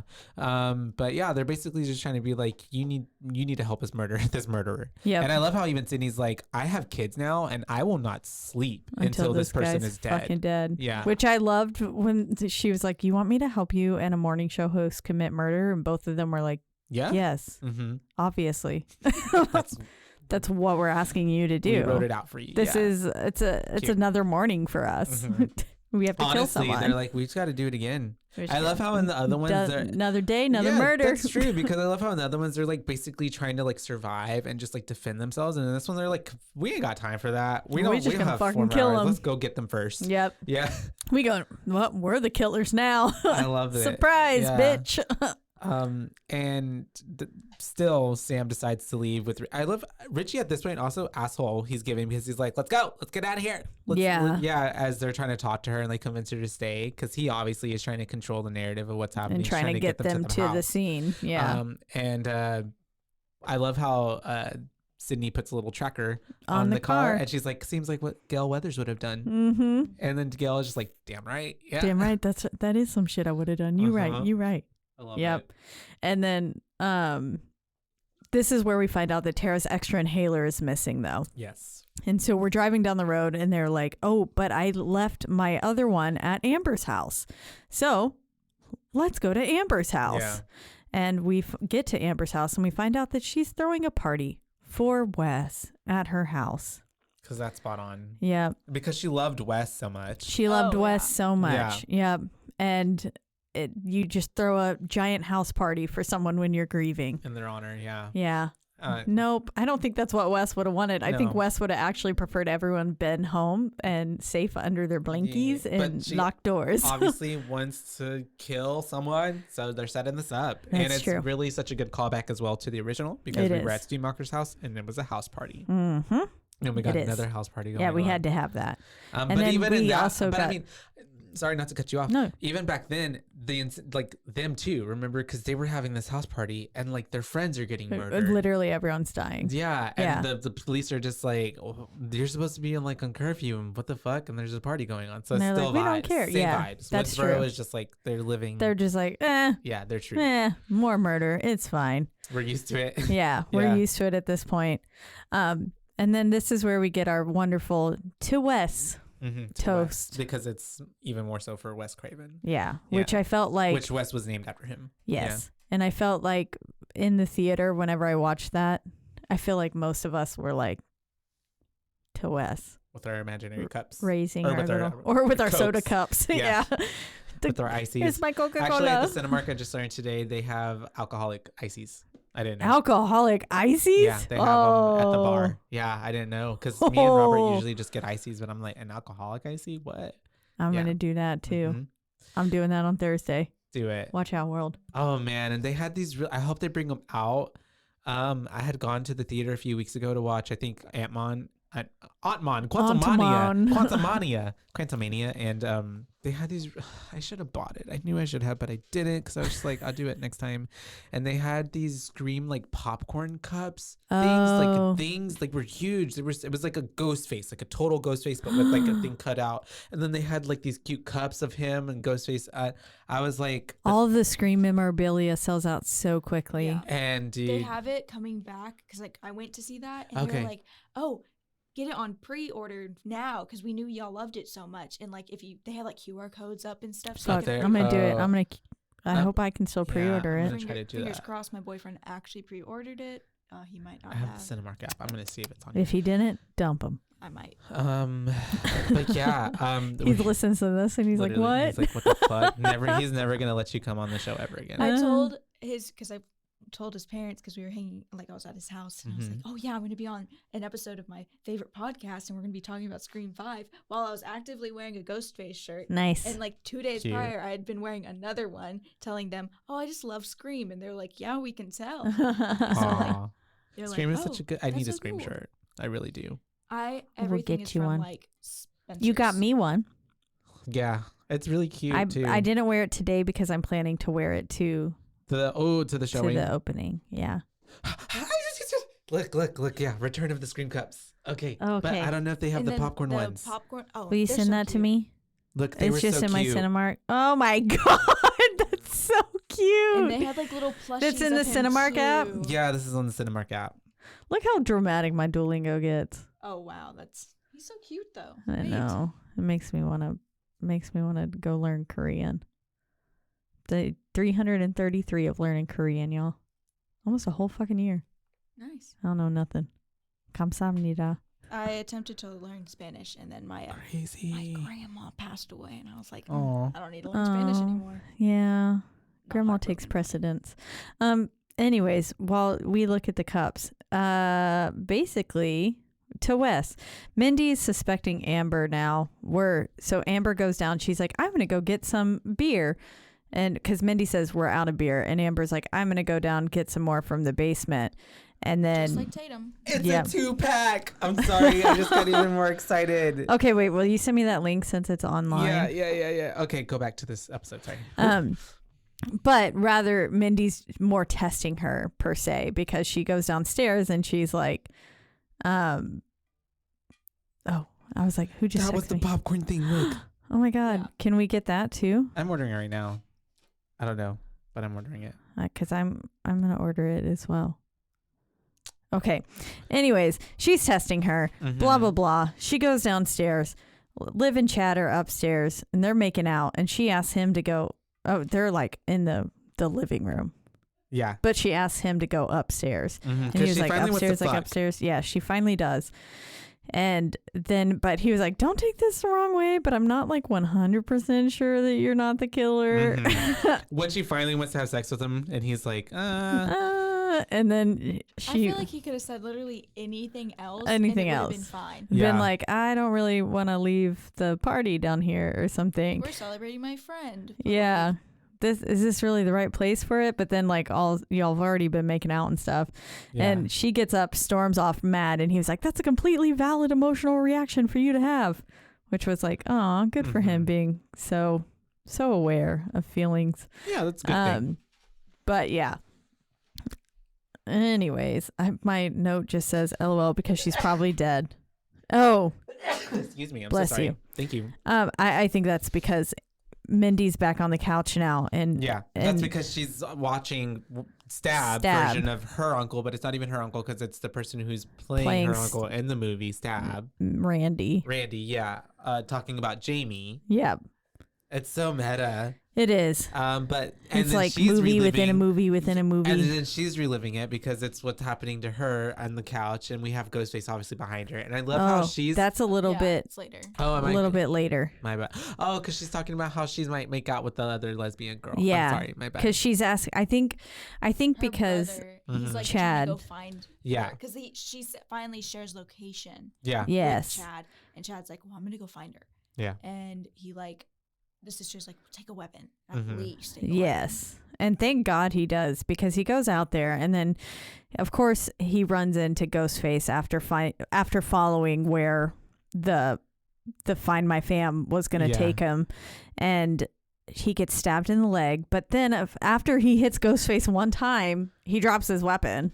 Yeah. And it was like, he's out for the count. Motherfucker, come on. And he goes and he's like hiding behind the shed and he's trying to make the phone stop tracking him, but he can't because it's all covered in blood, much like Tara was at the beginning. Yeah. And couldn't turn on and the alarm. The alarms. Yeah. Yeah. And then this is where he makes a run for the house, but then he ends up getting attacked by Ghostface. Yep. Pops out of the shed. Yeah. Right from behind him, and then just starts attacking him, which we're led to believe that he's dead at this point. Yes, because Ghostface stabbed him a bunch of times. Yeah. I really a bunch of scars. really thought he was dead. Then the headlights pull up and Ghostface runs off because it's Tara and Sam and Richie. Pulling up. Yep. And that's when Richie comes in and he helps shut the party down. He's basically saying, like, sincerely, get the fuck out. Yeah. And it's a little bit odd how quickly and willing he is to help do this. And then the whole time he's saying, I'm saving your life. Get the fuck out. Like, I'm saving your life. And then it was like, how do you know that? For me, the weirdest thing was the fact that, what's her name? Mindy? Not Mindy. The Liv? other one. Amber. Yeah. Amber was like, they walk in and she's like, oh, I just need my inhaler. We're leaving. And she's like, okay, party's over. Everyone out. Yeah. I'm like, that's weird. That's suspicious. If you're having friends over and then somebody's like, oh, hey, I just need to pick this up. You don't stop the whole party. Yeah. Yeah. For, like, You're just you like, to okay, run here you go. upstairs. Bye. Yeah. You just say, okay, go get this. Yeah. Okay, They shut down bye-bye. the entire party. And also, the camera turns around and showing the people at the party. There's a grown man. I was like, that is a man. Just hanging out. I can see it. And then Richie goes, oh, teens. And I'm like, that is a grown man. He looks older than you. Literally. And That's then, funny how movies are like that, though. They'll have grown-ass people playing teenagers. And then some other kid was like, somebody's goofy-ass dad is kicking us out. And it was That's like, he does not look old enough to be a dad of like teenagers. No. I don't know. Teenagers. Yeah, that's when Mindy's making out with like the girl. Francine. Yeah. And then, but Liv pops back up. Right. And then she was like, are you afraid of me, Mindy? And she said, I thought you said I was too boring to be the killer. Maybe that's the twist. Yeah. The expert eventually dies. Or like Just says the really expert eventually gets. And even the way she did that with her thumb, I was like, that is the dumbest thing in the world. You're obvious, like. Yeah. Oh, but she also looked fucking crazy. Well, even Mindy's like, okay, because psycho. of her eyeshadow, it made it look like her eyeballs were open too when they were closed with that gold. She had like a silver glitter lid. And so the whole time I kept thinking her eyeballs were open, but then they were actually closed. And I was like, why are you sitting with your eyeballs closed so long? Maybe you are a psycho. Well, I even love how Mindy was just like, psycho, okay. Like, and, now I am a little bit scared of you. Yeah. Yeah. And she steals her snacks and walks away. She does. Yep. And then she says, this is where we figure out that they're in Stumacher's house. And this is where. Because Cindy and Gail are tracking them. Yeah, they're tracking. They're like, they call Sam and they're like, you're in Stumacher's house. Someone planned to get you there. Like, you need to get out. Yep. And then it pans out on the house. We get that beautiful shot. Yes. And we just see like the kind of like overall like, I mean, I think every fan knows whose house and where they're at and where they're going to end up. And I think we even talked about that in the last episode where it's like, I kind of wish we were a little surprised with it. Yeah. But it's but just they like really remodeled it in such a way, like, because even when Mindy is sitting here watching the film and it's saying like, turn around, and she's saying, turn around, stupid. Like, haha, you're so stupid.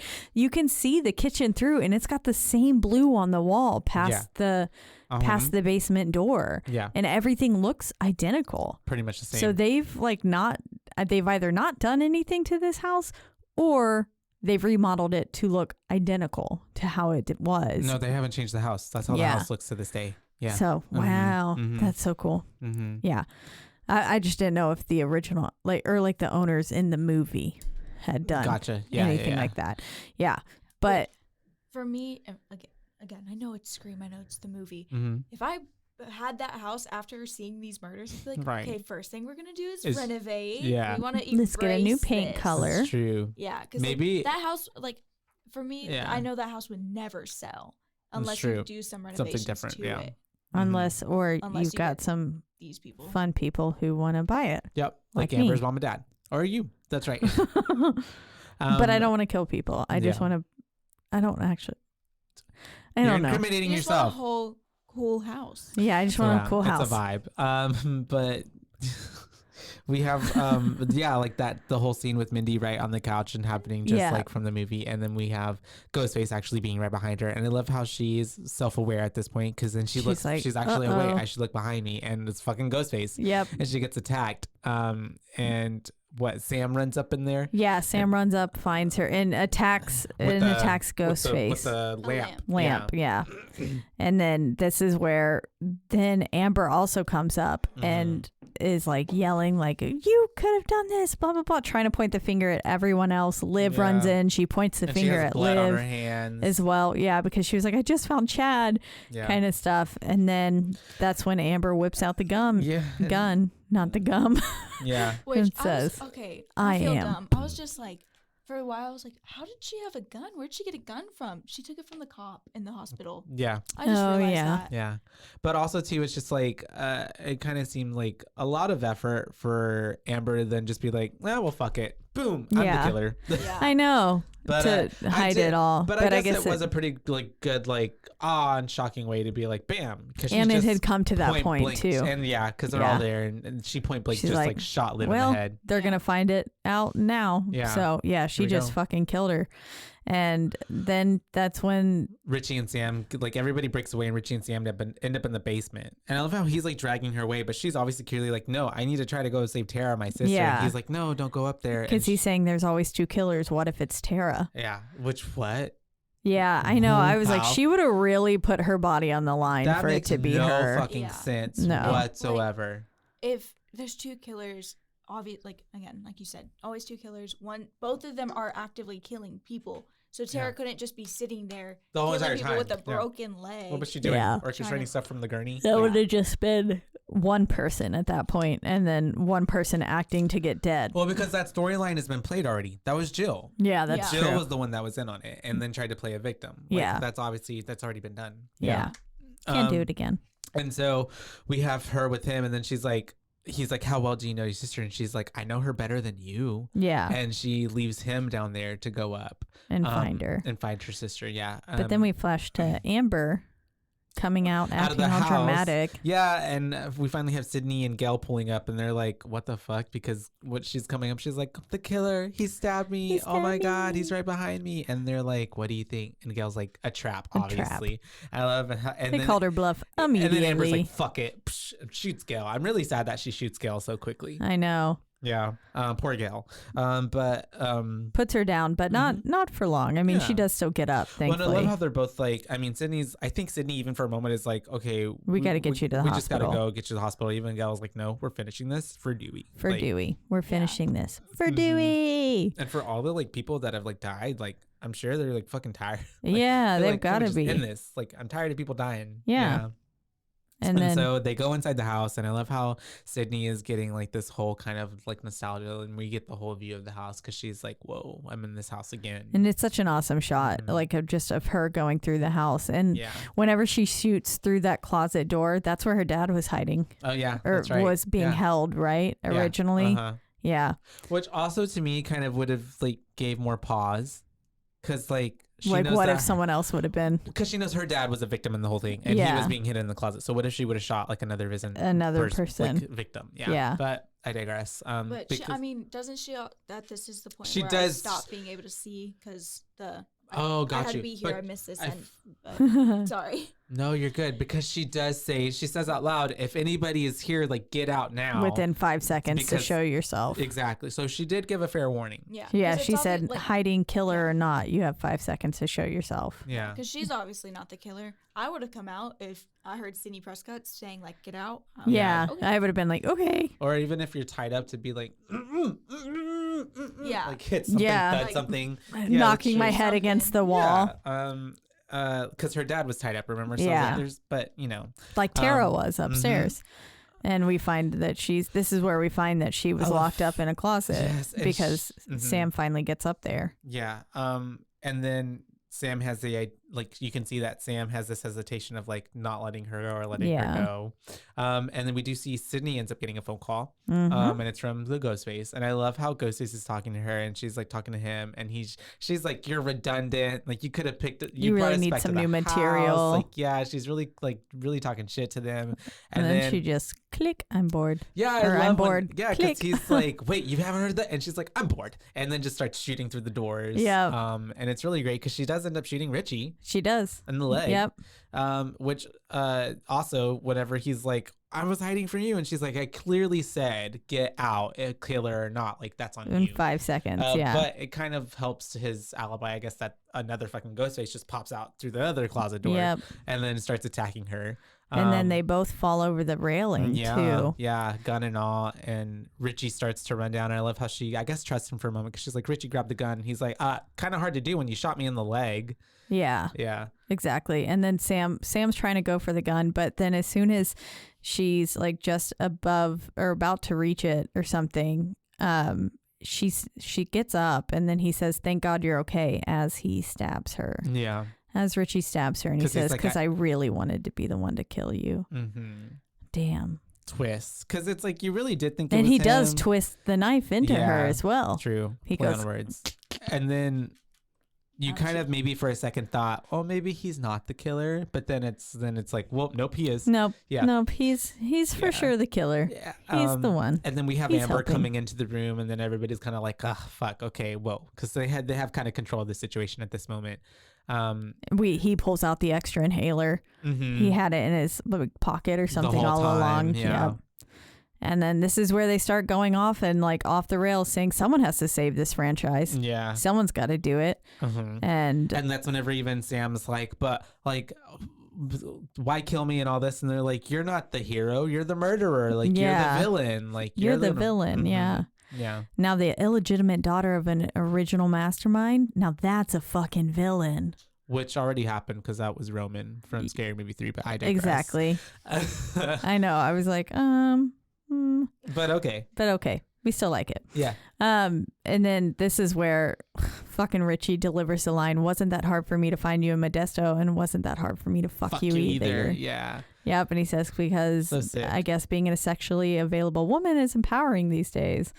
And I was like, Fuck you, Richie. damn, fucking Richie. Yeah. Fucking mean. And so we have basically villain monologue 101. They're explaining we their have to whole bring the evil legacy characters plan. back to make it Mhm. matter. Our movie has fucking stakes. That's why Dewey had to die. The fans win this time. Amber's delivery is like really psychotic. Like, Yes. At this point, Oh. like, I believe, like, honestly, I thought that woman is crazy in real life. She is She's not playing a unhinged. character. Yes. Yeah. She is delivering this. Mm-hmm. And then that's when she was like, "Nailed it, baby." Mm-hmm. And I was like, ew. Yeah, gross. Yeah, I don't know what their age difference was, but it made me very Probably uncomfortable. not appropriate. Yeah. I mean, Sam was 13 when Tara was 8. So it's like a Mhm. 5-year difference They're already. 5. So that's If he's the same age as Sam. if he's the And same age they're as Sam. obviously in high school, so they Yeah. got to be 18 and under. He could have 17 been and under. younger than Sam. We never know. But still, He didn't look it. she's still. That's true. He didn't. But he is also a white man. She gave Yeah. definitely under the they had to have been what, seniors in high school, right? At least, so because Yeah. then the next one they're out of high school. Yeah. So the 7. She couldn't have been 18. That's all I got to say. She couldn't have been 18. It could have been an orphan moment though. She could have been 34 and looked 18. That's true. But yeah, we have them going through their whole plan, and then at this point, that's whenever we have Amber going up to get Tara for their big, finale, their major plan. And when she goes up to look for her, she's like, oh my God, she's not here. And he's like, what? And then they get a phone call. Yep. And then Sam's like, that's for you. And so it's funny because it's almost like even the first movie, like there's a switch in the play. And now the control is not at all in the Ghostface's hands. And that's whenever Tara's talking to him through the phone as Ghostface. Yep. And remind me what happens next. Tara starts beating the fuck out of Amber with a crutch. That's right. She just starts like wailing on her, going ham on her with that crutch. And then Sam and Richie start getting into an altercation. Now Sam bites Richie's arm like open. And then this is where Sidney Prescott breaks the fucking hand sanitizer on Amber's head. And she's like, fucking hand sanitizer. And then this is where we get the you killed my best friend. Hand sanitizer in a glass bottle, but okay. I know. I thought it was alcohol. Did this movie come out like shortly after everything with COVID? Pandemic. It was 2022, yeah. Because we were saying it was so COVID of it, like so 2020 of it. Yeah. Because I remember there was like a lot of like, I don't know who I was talking to this about. This conversation keeps coming up for me, but like a lot of like alcohol places, like they were making sanitizer. Yeah, they were in their jars. That makes sense. So yeah, it could have been something like that. But this is where we get that line where Gail Weathers says, you killed my best friend, because Amber's trying to act like, okay, no, like it's, I'm just a kid. I'm blah, just blah, a kid. blah. I was controlled by the movies. He really brainwashed me, essentially. Yeah. And then that's when Gail says, you killed my best friend. And she says, yeah. And he died like a pussy.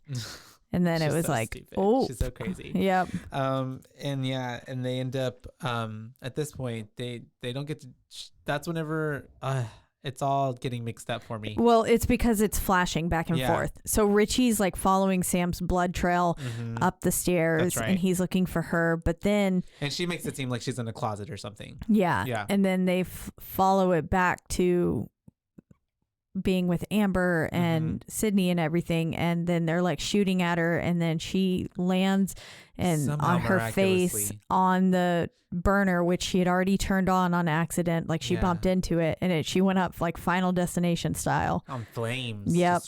On her face. Really pretty cool. It was. I actually really loved that thing. Yeah. That scene. And then at some point, whenever she was choking Gail Weathers out, she was like, time to pass the torch. And then like spit came out of her mouth and fell on Gail. Really? Did you see that? Oh, when no. She was talking to her, she I was like look being at it so again. like that like spit even came out of her mouth. Ew. I was like, whoa. And it actually got on Courtney Cox's face. But then whenever she goes up in flames, Gail Weathers says, enjoy that torch, which was like, LOL. Yeah. That's funny. But this is where we then flash back to Richie.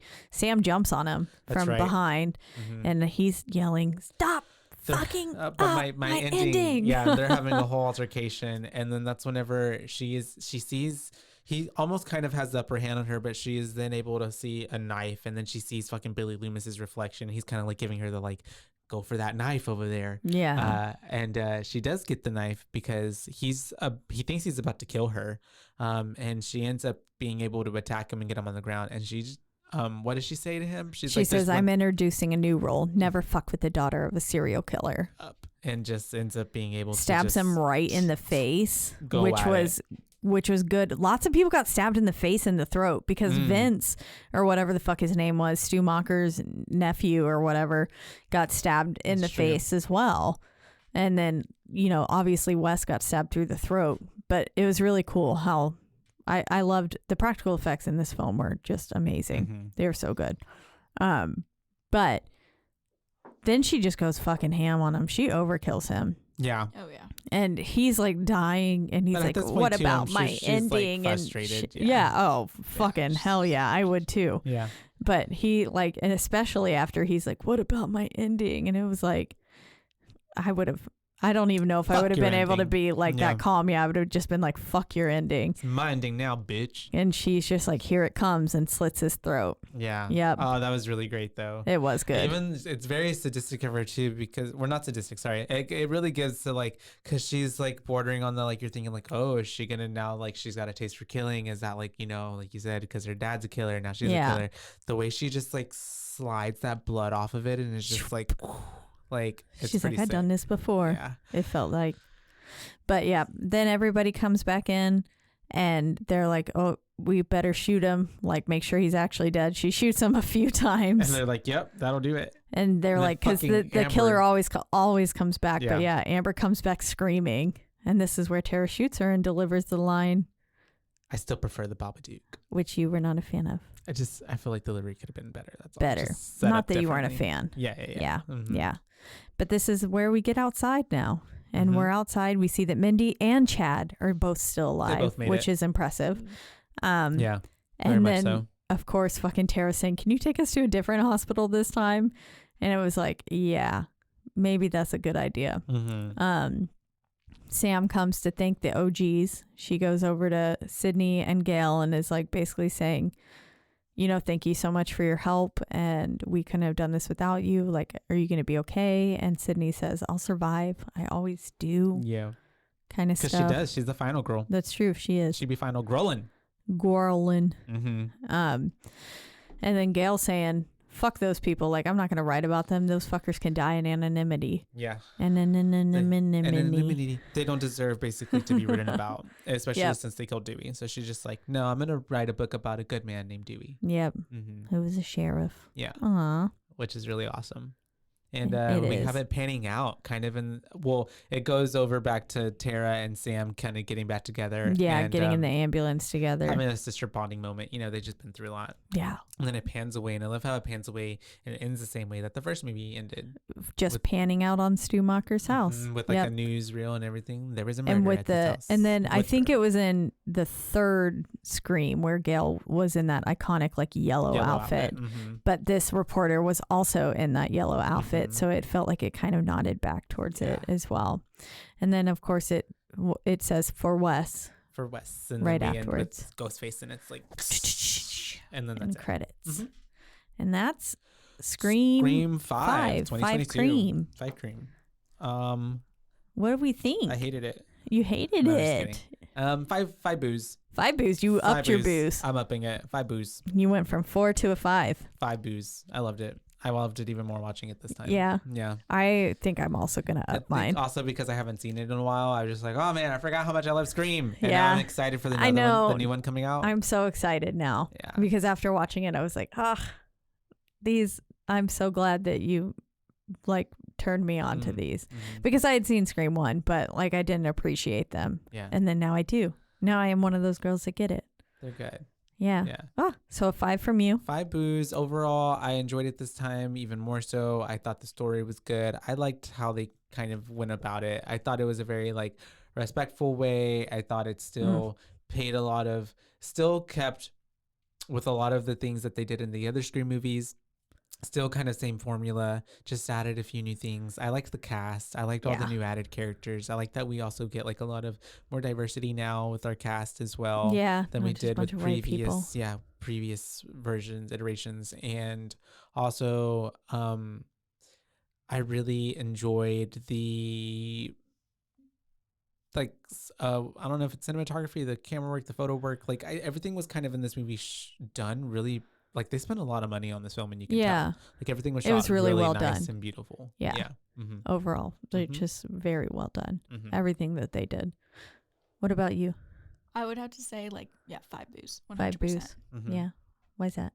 It was just a great movie, and the way that it gave honored the ones that came before it, and I just genuinely loved it so much. And seeing it the first time, for me, going in, I didn't go in thinking oh, who's the killer? I definitely was just sitting there and it was a shock for me. And just as a dumb movie watcher, because that's what I view myself as. I don't go into it thinking, oh, I need to figure out the ending. Yeah. You're enjoying the ride as you go. I definitely try not to figure out the ending sometimes. Yeah.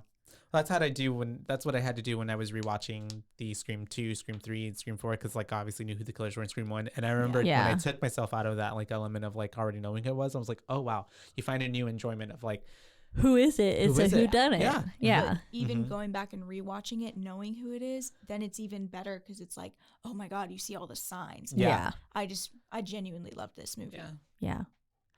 I am gonna give it a 4.5.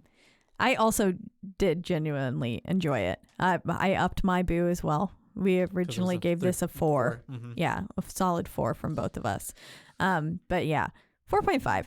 I really enjoyed this film. There's a few things, you know, like how I just disliked Billy Loomis's character coming back, and well, not him coming back, but the way that they executed it, and how they made him seem kind of, they redeemed his character a bit, a little bit too much in my opinion.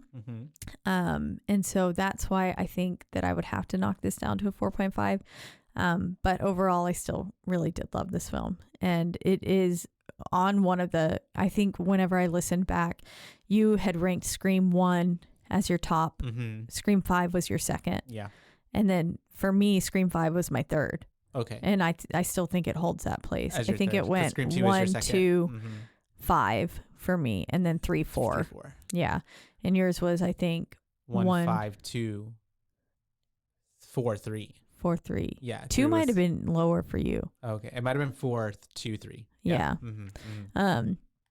But I still really enjoyed this film overall, and I think it's definitely worth the watch. And I'm so excited to go see Scream 6 now. Scream 6. Yep. Ooh, coming out this Thursday or Friday, but most movie theaters show stuff on Thursday now. Yeah. It's when I'm seeing it. Exciting. So I can't wait. I know. I need to buy tickets. But as always, we're in the lovely Rogue Media Network studio. That's right. They always take great care of us. You can listen to us and all the other lovely podcasts that they have on their website, which is roguemedianetwork.com. Yep. And you can listen to us or them on a slew of podcasting platforms, the biggest 2 being Spotify and also Apple. But wherever you do listen, don't forget to rate, review, like, and subscribe. That's right, because that is the only way we can get ahead in this world. And then if you want to reach out to us, let us know your thoughts on Scream 5 or how you felt about Scream 6 after you've watched it. You can do so in one central place, and that is on Instagram at BooBaes Podcast, and that's BOOBAES Podcast, because we're your BooBaes, not your BooBabes. That's right. And then recently we've been doing, ever since the year started, we've been doing a listener request every 2 weeks. Yes. And it is proving to be a little bit difficult for us to there's just so many allocate that much time and the time to do it all. Yes. Yeah. And so we also don't want to burn out through all the requests as well. Exactly. Yeah. So yeah, we're going to try and space it out a little bit more, and we're going to move towards only the second Thursday of every month. But you're still getting one listener request a month. Yeah. So please do still continue to reach out to us and let your, as compared to 2. Yeah. So you're really not missing much. But now just still reach out to us and let us know your listener requests, and we'll still definitely get to it. We're just going to do it a little bit slower now. Yes. To give us a little bit of breathing room as well, because we have to watch all these movies and then also find time to record on top of our normal life. Yeah. Which we love. Which it is so fun. Sense. Yeah. And then also thank you, Kesley, for coming in today. Thank you guys for having me. It's been amazing, and I love getting to come back to be here with y'all. We'll definitely have to have you back again as well. Yes, this was very fun. I've missed you. It's been so hard. Without me. Without you. I knew it. I knew it. I knew it. I should just never have graduated. Yep, should have stayed. Yeah. Should have. Oh, please come back. That's okay. Well, now you can see Caitlin here. Yep. And join us on BooBaes. Just message me anytime, and I'll be here. You'll be here. And call me, beat me if you want to reach me. Anything else? Nope. We're covering the Saw franchise next. Not all of it, because there's a lot, but we're at least going to cover the first 3. 1, 2, and 3. So if you'd like to follow along with us, you can watch those as well and be prepared for that to come out next Tuesday in your ear. Yep. In your ear holes. And until next time. Bye, babe.